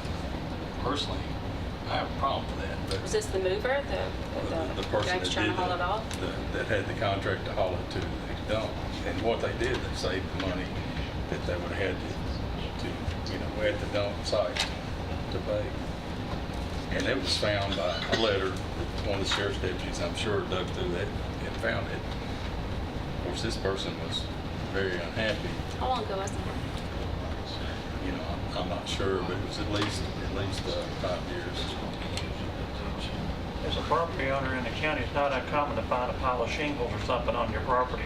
Some roofer, instead of going and paying $100 or whatever to get them off their truck, they just dump them on It's happened to me. in a vacant field, and all of a sudden, you're stuck with a pile of shingles you've got to pay to get rid of yourself. We've had recently at the end of a dead-end road, I don't know how many truckloads of tires were just dumped that we had to haul off. Which, back to what I brought up earlier with Mac, we're not after revenue for the county here. We're just trying to catch these flagrant violators who are dumping stuff and really being a pain in the side of all the residents out there. And certainly a citation's going to come after warnings and letters and some sort of, negotiated.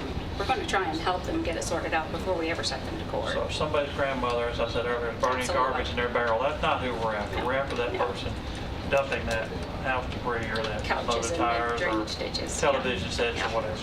Yeah. There's no more Thank you, Tanya. questions? You're welcome. Good night. Got a general fund budget transfer for fire and rescue. Chief Farley, welcome. Good evening. I've got 3 budget minutes. You tell me which one you want to go through first, which on your iPad. Got maintenance repair of vehicles is the first one I see, $4,033. Yeah, I want to move $4,033 out of vehicle maintenance into to maintenance agreements. This is to we've got a software. We do all of our fire reporting software, and because we do EMS reporting, we bought another module part of that that's HIPAA compliant and protects the privacy of the patient. So that's going to help us to finish out paying for that this year.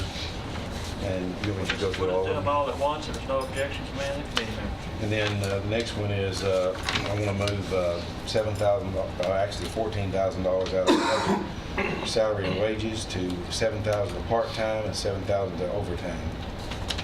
And then I want to move $1,000 out of 499 other supplies and materials into 413 drugs and medical supplies. Any questions of the chief? What drugs are you purchasing? That's what we buy our gloves with, and glucose, stuff, Narcan for overdoses and stuff like that. And we don't actually carry any heavy narcotics. Well, when I saw drugs, that's why I was asking. Motion to approve the request. Thank you, Commissioner Shackman. Commissioner Petty? Questions or discussion? Call the roll. Commissioner Allen? Commissioner Baum? Yes. Commissioner Healy? Yes. Commissioner Petty? Yes. Commissioner Schaefer? Yes. Commissioner Jordan? Yes. One more short request. Well, I'd like that permission to apply for a Firehouse Subs grant.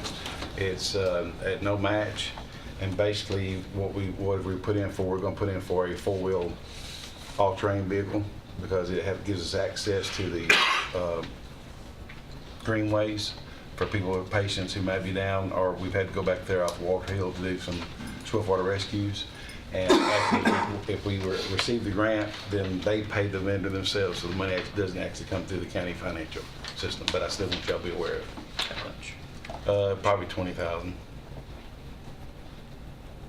What the wishes of the committee? Motion to approve, it's non-matching, so. Thank you, Commissioner Payne. Second. Commissioner Allen. We're talking about firehouse subs, I had dinner. Call roll. Commissioner Allen? Aye. Commissioner Baum? Yes. Commissioner Healy? Yes. Commissioner Peak? Yes. Commissioner Schaefer? Yes. Commissioner Jordan? Yes. Thanks, Chief. We've got a general fund budget transfer for county buildings. You being Ben tonight? I'll Go be ahead. Ben. You know the details as well as me. Go. Okay, okay. There's two budget amendments. The first one is to provide overtime for the maintenance staff, and there was money available in their maintenance personnel line, so it's moving $8,000. And the second amendment has to do to provide funds for a custodial service contract for the new judicial building. We initially, when we budgeted this year, had budgeted monies for part-time, our employees to handle the maintenance of that new building. The county has taken bids on custodial service, and it has come into where it would be more beneficial to the county. And so this is a request to pay for 2 months, basically 7 weeks worth of maintenance before we get into the contract. And this is really just a short-term contract because I think you're taking something later for a full-year contract through purchasing. So this is really just to So fund we've a already short taken it through time. purchasing and we've selected the provider of the services. This is just to get us through this particular balance of this fiscal year. So it's an increase of $20,250, taking the money out of the part-time lines. What wishes of the committee? Motion to approve. Thank you, Commissioner Allen. Second. Commissioner Baum. Questions or discussion? Just saying this amount is for now at the end of July. Yes, sir. End of June, excuse me. Excuse me. June. Yes. Is the same crew clean up the parking garage? They're not going to be doing the parking garage. Whatever happens there, we're going to have to do it with their own people until we make another decision. I was just curious. I got on there one day and there was trash in the elevator. I wasn't sure who to call. Wasn't sure what to You do. call me and Yeah. or Vicky, and we'll have Ben send someone by. I've already had a conversation with Mayor about that myself. I had a complaint. Yeah. One of the judges told me he got on the elevator and there was a McDonald's wrapper, and 3 days later he got on the elevator again, it was still there, so. I think he and I might have seen the same one. Yeah. Oh, sorry about that. I think that's being taken care of at this point in time, hopefully. We've got a motion and a second. Call the roll. Commissioner Allen? Aye. Commissioner Baum? Yes. Commissioner Healy? Yes. Commissioner Peak? Yes. Commissioner Schaefer? Yes. Commissioner Jordan? Yes. We've got a general fund budget transfer for our garage. Okay, this is for our maintenance, and we need to provide overtime. We've got them on electronic timekeeping now, and it's keeping better track of their time work. So we need to increase their overtime by $4,000 and related benefits, but we found the money within their budget, $4,000 coming out of utilities and $805 coming from travel. Motion to approve. Thank you, Commissioner Payne. Second. Commissioner Healy. Questions or discussion? Well, it's Oh, go ahead. money that we owe. You know, Yes. there's not any question about whether we're going to pay this or not. Yeah. Just wondering if we've been shorting some people in the past because we didn't have electronic timekeeping. May not want to say that out loud. Call roll. Commissioner Allen? Aye. Commissioner Baum? Yes. Commissioner Healy? Yes. Commissioner Peak? Yes. Commissioner Schaefer? Yes. Commissioner Jordan? Yes. General fund budget transfer for Chancery Court. Yes, they've had a couple people out on FMLA, and so they do have more people working overtime, but there was money left over in the deputy line item, so we're requesting to move $2,000. I think it's going to be way more than enough that they need, but to $2,000 from their deputy line to overtime. Motion to approve. Thank you, Commissioner Allen. Second. Commissioner Schaefer. Call the roll. Commissioner Allen? Aye. Commissioner Baum? Yes. Commissioner Ely? Yes. Commissioner Peak? Yes. Commissioner Schaefer? Yes. Commissioner Jordan? Yes. General fund budget transfer for juvenile detention. You can tell we've been looking at overtime line items this year. This also is another one.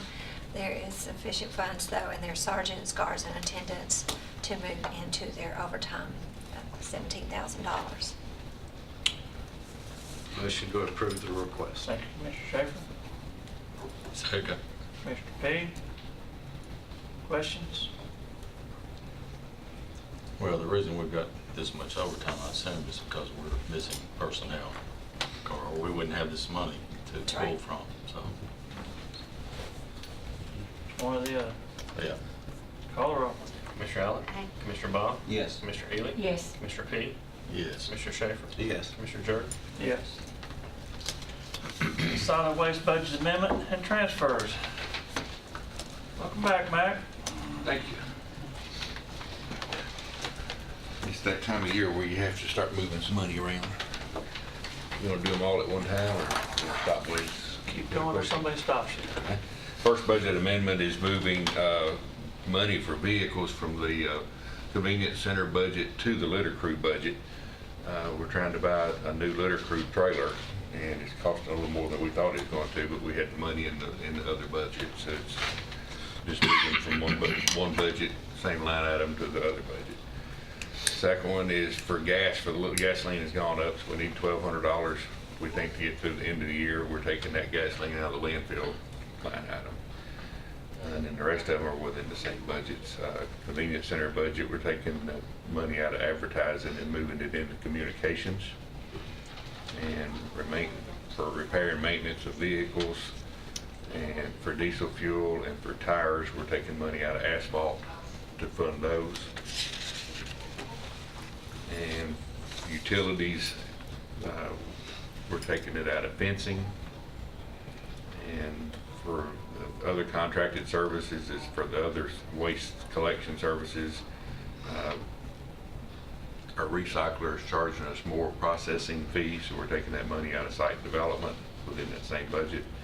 And then landfill operations, utilities, we're taking money from the maintenance and equipment repair and also machinery parts to balance those. Okay, we got 7 amendments in one right there. Any questions on any of those? What are we doing in communications, the $4,000? Moving from advertising to communications? That's communications in the convenience center, that's our telephones. Our telephone bills are extremely expensive. We've talked with OIT a little bit, but they've been, act like they've been rather busy for the last few months. But there's some options out there that if we can investigate, we think we can come up with some savings. But that'll be in another budget year. How many phone lines have you got? We've got 17 locations. There's a landline at each one of them, I think. Motion to approve is presented. Thank you, Commissioner Allen. Second. Commissioner Ely. Call the roll. Commissioner Allen? Aye. Commissioner Baum? Yes. Commissioner Ely? Yes. Commissioner Peak? Yes. Commissioner Schaefer? Yes. Commissioner Jordan? Yes. Thank you, Mac. Thank you. An agreement with MTSU for stormwater sampling. Before we get down to Katie, something? Yes, he is. Welcome, Katie. I have an agreement that I need the mayor to sign. It's a 3-year contract with MTSU to do some state mandated sampling with our NPDES permit. We have to test all the streams that are impaired due to E. coli or the macroinvertebrates in the streams. So we have $5,000 budgeted in this year, $6,000 in our budget proposed for next year, and that'll leave about $5,200 for the following the 3rd year. So we can pay it out over 3 years? Yes. I'll make a motion to approve is presented. Thank you, Commissioner Allen. I'll second. Commissioner Schaefer. questions or discussion? So this is mandated by the state. Yes, sir. There you go. Another. Get them started. Unfunded. Getting too short. It's a push down from the federal government to the state to us. We are testing some of the sites that are agricultural for if it's human, E. coli, or animal, which in the next 5-year cycle that was required, if we can prove that it's animal, we don't have to test them again. So it should have savings in the next cycle, permit cycle. Call the roll. Commissioner Allen? Aye. Commissioner Bond? Commissioner Ely? Yes. Commissioner Peak? Yes. Commissioner Schaefer? Yes. Commissioner Jarrett? Yes. Thank you all. 2018-19 budget overview.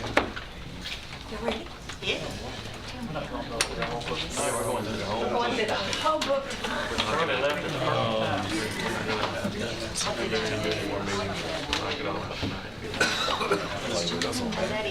I think he's coming in. All this other business is in this. We're doing it. I'm doing it. So. You go do all of those, okay, good. Yeah, but we want to go down and do all this other business and come back to this, or we Well, she gonna says stay- she's handling it all anyway. School superintendent's here for something. I think he's just here to listen. They don't have anything here. We're not going to go through the, what do we need? Our elections man's here. Yeah, but we're going to do. We're going over his We're doing the overview and then we're going to do him. All right. Trying to help any of you out there with stuff here. Stephen doesn't relax. I mean, if you want to do him first, I mean, it's not, it won't be, it's Make her not going wait to be to a vote big the major other thing. day. Do this first? Hear about it, figure out. Well, let's see, is that today? I'm sorry, let me just get back. Yes. I figured you knew what all was in there. You done memorized that. Just get back I on. didn't know what you put in from the beginning. I Okay, hadn't seen any of that. okay. No. So the setup is the same as you've seen in previous years. Behind, we're going to just work in the front. That's all we're going to work tonight. Behind the orange is all the positions that were requested by departments. We had a total of 32 full-time and 2 part-time, with a total estimated cost of $2,083,817. Behind the yellow are the positions that are recommended by the mayor. He recommended 23 positions, 23 full-time and 2 part-time at a cost of $1,563,000. What would the total request be? Is over $2 million. I mean, total number of people. 32 full-time, 2 part-time. 32 or 20. 32. On page 3 of 3 there. Oh, okay. Okay, behind, that's the, I thought we moved behind the yellow. The orange is requested. Well, the first one was behind orange. orange is requested, yellow is recommended. Yeah. But this, that does not, number does not include Board of Education. No, all we're speaking None to of is, this. yeah, no, yeah, So we'll give you 32, that's it. yeah, 32. It went 23. Yeah. Okay. We'll take 400 students then. Good point. Tuesday. So, after that, if you will go behind the purple or blue or whatever you color think that is. So, I will talk to you about, our current tax rate is $2.68, and I call it the almost certified rate. Because when we were preparing this, the assessor was still working with the state in confirming the numbers. So it may change slightly, but his almost certified rate is $2.10, almost 11 pennies. What percentage decrease is that? Do you know off the top of your head? 20%? That's the mayor's good at that. That's approaching 30%. Everybody I talked to, appraisals went up in the 30% range and stuff, so I was hoping that number's gonna come down enough to offset that, so it needs to be in the 30% range, you know. Some people's came out more. Yeah, I know, but I talked to people that 38, 39, and nearly everybody I talked to is 30 or more, so. And this number's from that math that everybody always says it doesn't come down as much as mine went up, you know. When the average through the county was something like 39%? I've heard 30. Well, shouldn't this number be the exact same percentage the average? Is it not that how, number is derived from the amount of increase? So if it went up an extra 39%, this number needs to come down 39%. Because growth is beside the fact. Yeah. It takes all the growth out from this year is taken out of it. Right. Okay, so the third column is when I talk about our budgeted fund balance, this is where we start with in our books. This is what we budgeted our ending to be. The next empty column, we'll be filling that in when we adjust revenues. So that will help improve our fund balances as we go into next fiscal year. So right now, of all the funds, our estimated beginning fund balance is $122,287,489. We're estimating revenues into next year at $572,771,298. All appropriations, and I just say for the school board, this is where they are in their journey as of May 1. Is that correct? May 1. Okay. So total appropriations at this moment is $599,418,101. Currently, revenues are under our appropriations by $26,646,830. We've got a small adjustment, accounting adjustment, $156,539. Our ending estimated fund balance this time is $95,797,225. Then we go down to the right, and where are we according to our policies? Right now, with the budget presented in the general fund, we are presenting a budget at 15.93% of appropriations. Solid waste is fine. All the accounts are pretty good. Ambulances, they'll improve. But we are all positive fund balances within policy, except for the general purpose schools, which is below 3%. They're showing a 2.73% at this moment.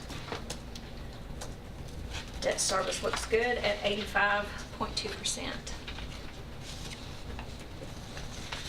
It's just interesting to me how the numbers always change, and it seems like schools make up 75% of our budget that we talk about. The second page is, I did this a little differently, and I based this page off of the calculation that the assessor was working with the state. The first line is the valuation of the real personal property and utility at $9,123,904,000. Then off the calculation is that new property. Commissioner Schaefer, what you just said, they pull out the new. So this next line is what they pulled out of their calculation for new real personal property, $237,917,000. So this is based on a $9.3 billion in assessments.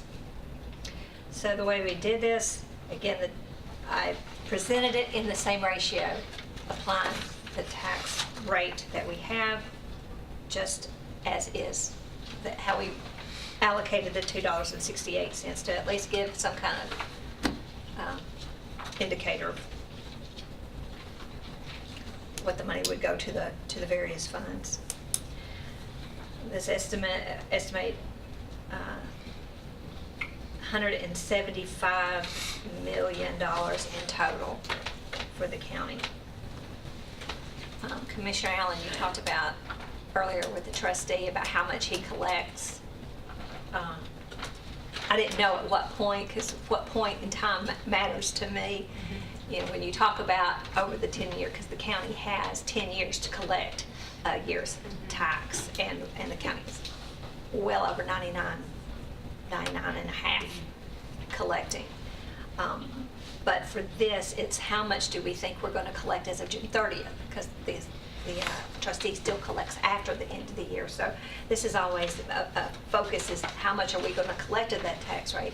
That tax bills go out in October. How much are we going to get as of June? What I've presented to you along the way, on those revenue sheets, is how are we tracking? And if you've noticed, in the last several years, we've tracked better than 97% as of June 30th. I'm keeping the 4.5% delinquency, saying that we're going to budget at 95.5.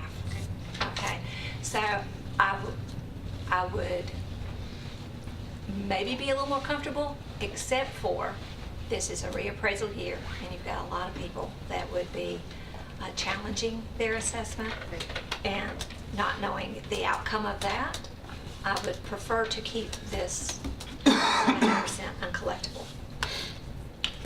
The Metro is, they say that's the main reason why they're hurting this year, is all the people that, after their reappraisal last year, and when it went for their board equalization, they lost $25 million in actual taxes, property taxes. I guess that number I was asking for a while ago is right here, 21.29%. Is that what it worked out? I think that's what I meant. Yeah, but I'm a little, and I know we don't change that number, but. That number we're going to change. Yeah, if it changes. But that's the 21.9 or 29% decrease in certified tax rate is what I got on my phone. I feel like we're beating up the little guy, because the smaller houses, the tax and the appraisal went up more on those houses under 200,000 than it did those houses $300,000 and $400,000 and $500,000. I mean, I've talked to people at the assessor's office, they just had, the $120,000 houses became $180,000 houses, and with this tax rate going down 21%, but their appraisals going up 40%, it makes them beat those people up. Where the people in the bigger houses didn't have as much of an increase, they may even see a decrease in their taxes. I'm just very uncomfortable with that personally, and I don't know how we fix it, but I'm uncomfortable. Well, Lake Forest, which happens to be, most of it is in my district, there were a lot of starter homes down there that really dropped off the face of the earth a few years ago in price. And now, with the shortage of homes, they can't build them fast enough for the people moving in. That brings them all up, including those. And near there, they're building homes now that run, 4 years ago would probably run 30-40% less than what they're running now in those new, and they're still siding, et cetera, but they're running 1,800, 2,000 square feet or so, and they're running 250,000 or so. And I think that's the point. I think that price point is the hot market. Yeah. They're just in high demand. I live in an older established neighborhood. We had a house over there that auctioned, single owner, hadn't touched it in 30 plus years. On a good day, on a really good day, he maybe could have gotten 145, 150. They auctioned it, it went for 174. I mean, and people were fighting over it, So I just think that's the reality of what's going on in the market right now. I just hate to, I've been telling people, well, the certified rate's going to come down, so you're going to wash out about where you were. But if you live in a house that you could get shafted yourself. You're fixing to get a kick in the teeth right here when your tax bill comes, because it's not going to go up enough to offset that. You're right. And I don't know what we do about it. The only way those people come out is if they sell their house. Then they got to live somewhere. It only works out on the average. Yeah. That's In what some economies, it would be possibly been the other way around. We've just not had this much of a swing period in many years. Well, I remember it was our first reappraisal, I think, was in 2006. And it dropped from like 281 to 235 or 36. And at the commission, that's the only time we've ever, since I've been here, that we've ever raised the tax rate from the certified rate. We raised it to 244 then. I mean, I think Miss Allen just about had a heart attack up there and when that happened. Well, and Not you, Rhonda, I'm sorry. I know you're I know you're And when you talk about that, this almost certified tax rate, I keep going to that because the last reappraisal we had, we thought we had the certified rate when we adopted it. And 2 days into the next fiscal year, we get a call and said, oh, just kidding. It's a different rate. We came back and had to redo our whole budget. Well, not redo the tax rate, which in total lost about $2 million in revenue.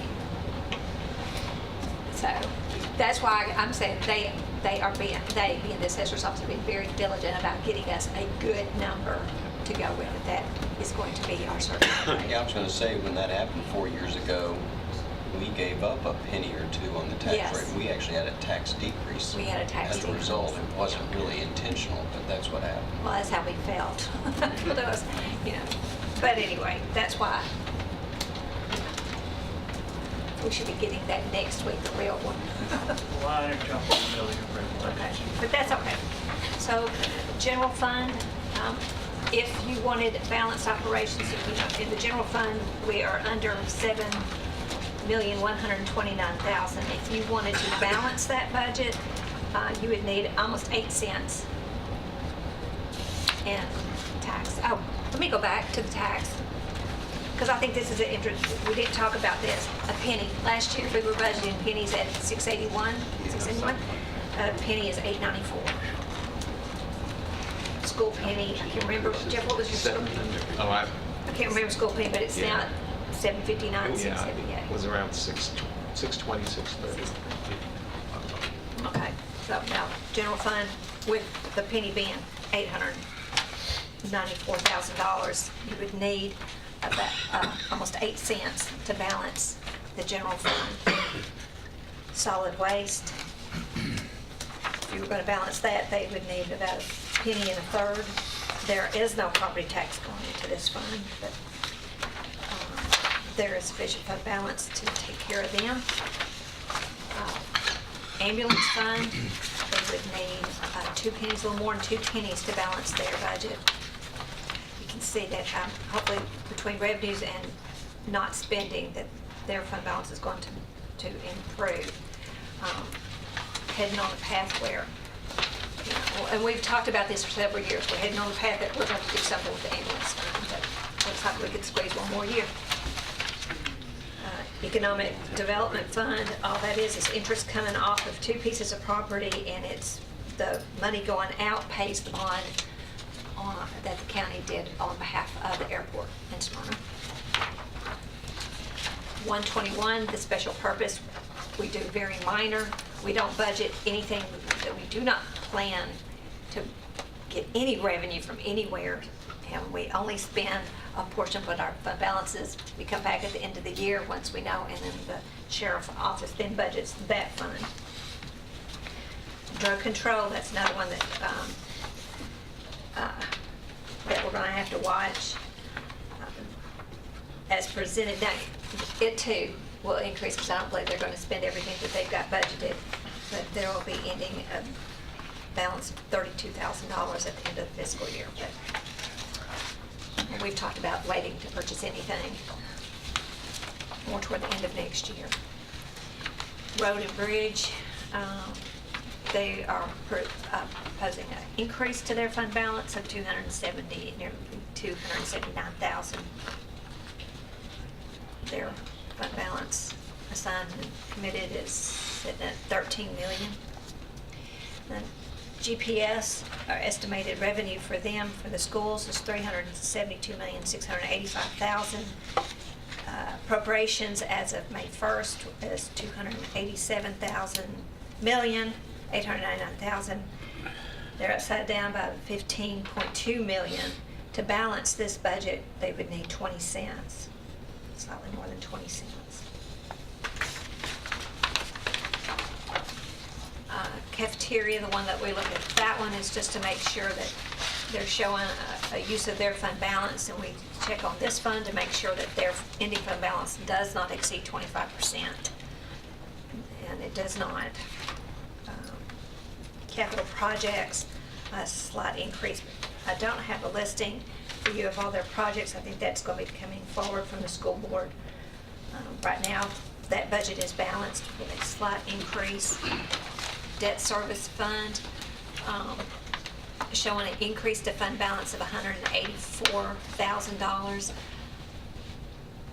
This one, I've got an estimate. We're going to have a borrowing in the fall, and I've got $600,000 estimated interest expense going in. That I think that might be high.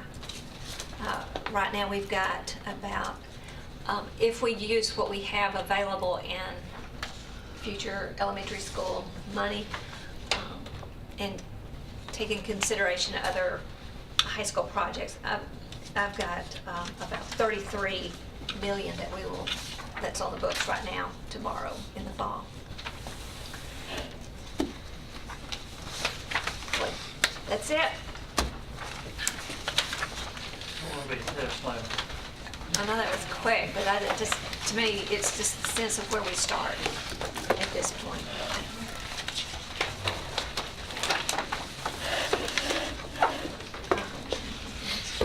You've got your notebook. So in revenue, you were asking earlier about interest. It's a 44110 account. 44110. We had budgeted. I'm under tab 1. Bottom of page 5. Bottom of page 5.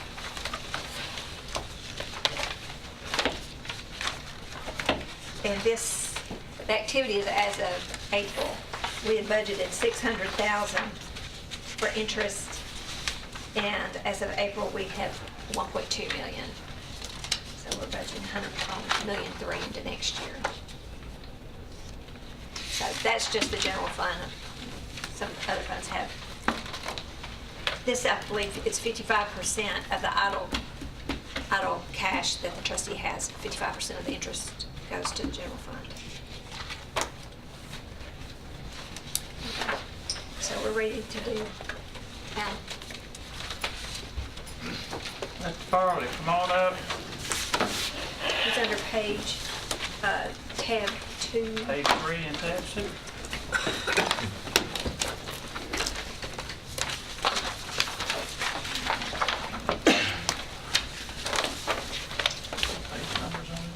Yeah, it's at the top. Yeah, so it kind of goes page 3 and 4.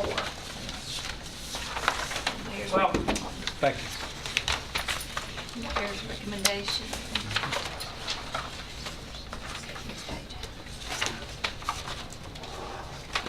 Oh, you're calling on me? Yep, calling Okay. 908. Well, this is a first.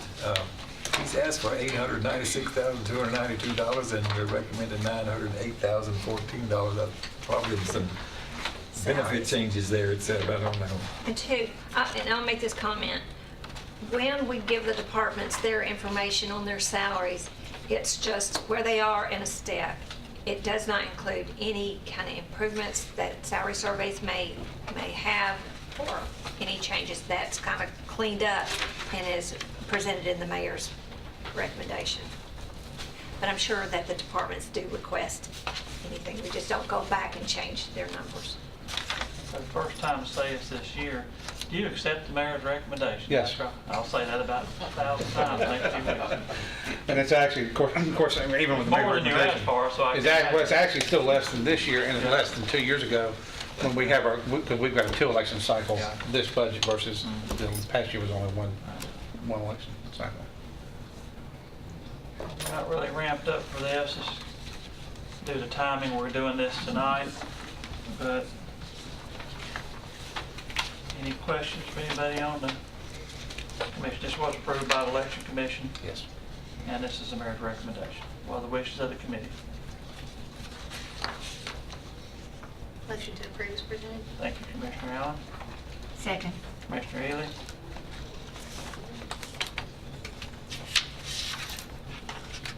Other questions or discussion?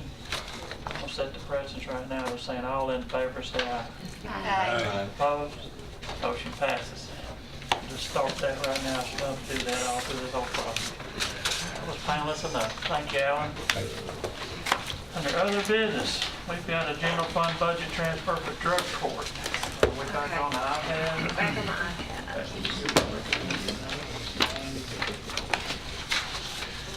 Oh, wait a minute.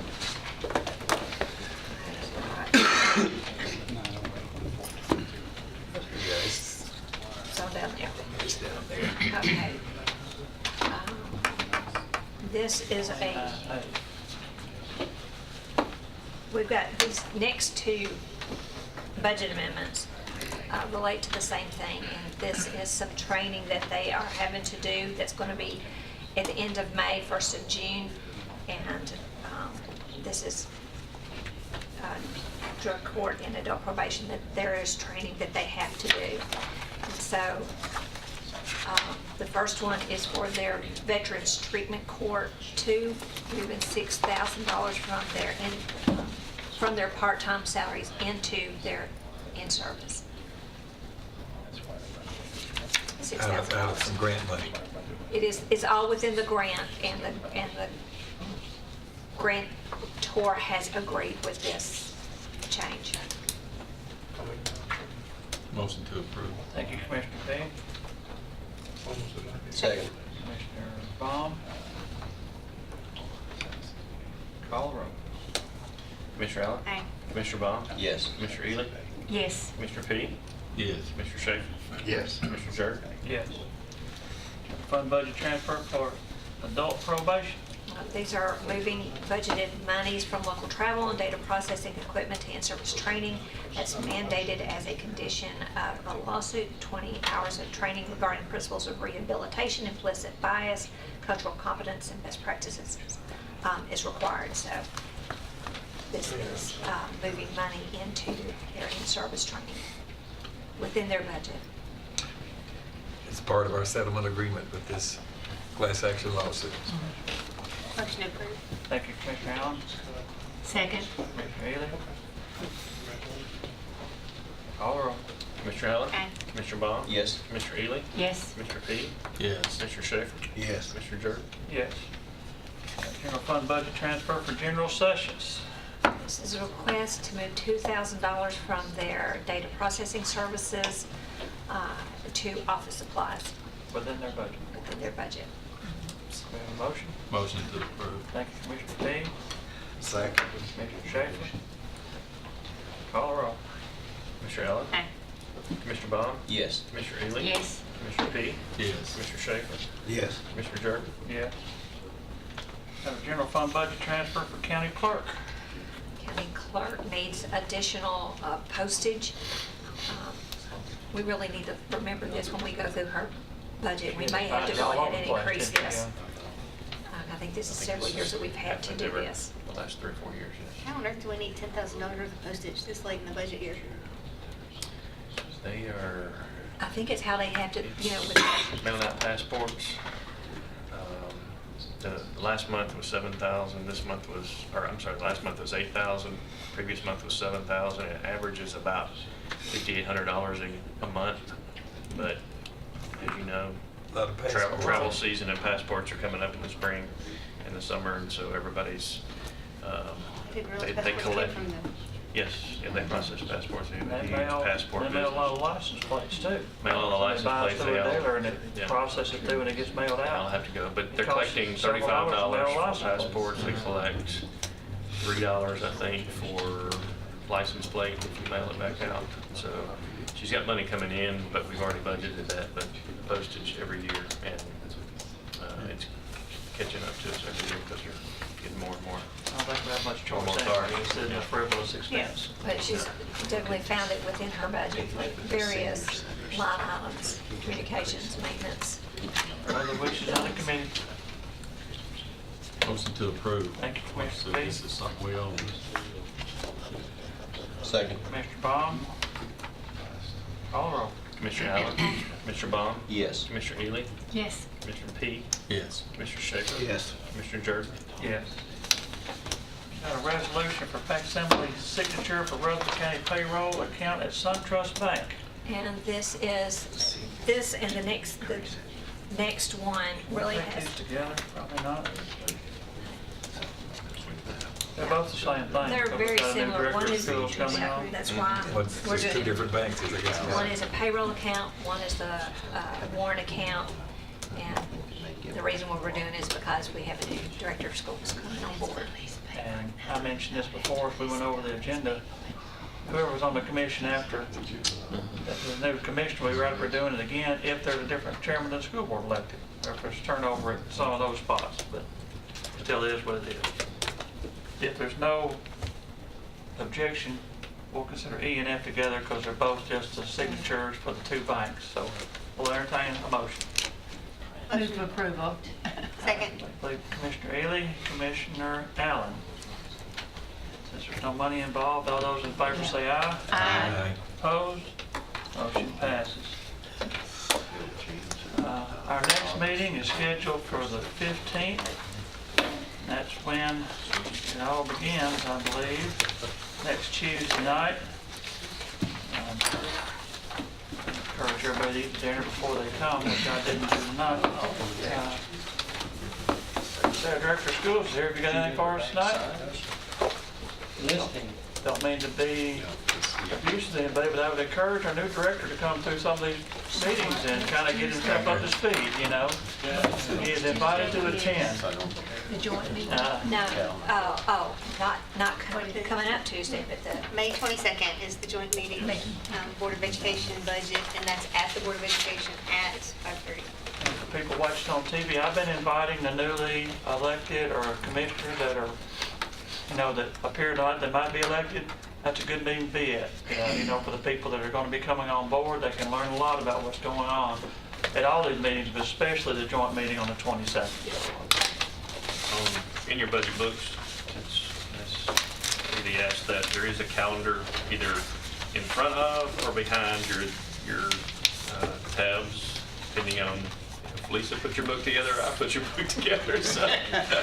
But there is a calendar, and the back side of it has all of our committee meetings that we're going to be going through everything, so you'll be able to see all the dates. We did approve this back in February, but it's easy to look at the front and not see a date. So look at the back, Yeah, the back. and you'll see when Actual meeting that's when dates. those meeting dates are. So So front is more deadlines, the back Yeah. is more meeting So- dates. I looked at it and first said, wow, we don't have a meeting a certain day. It is, it's right there. Just trying to make sure everybody looks at that thing. Anything else come forward? Yeah, it didn't change from the original ones you gave, did it? no, it's what y'all adopted. Nothing else coming for us tonight, we're adjourned. Thank you all very much.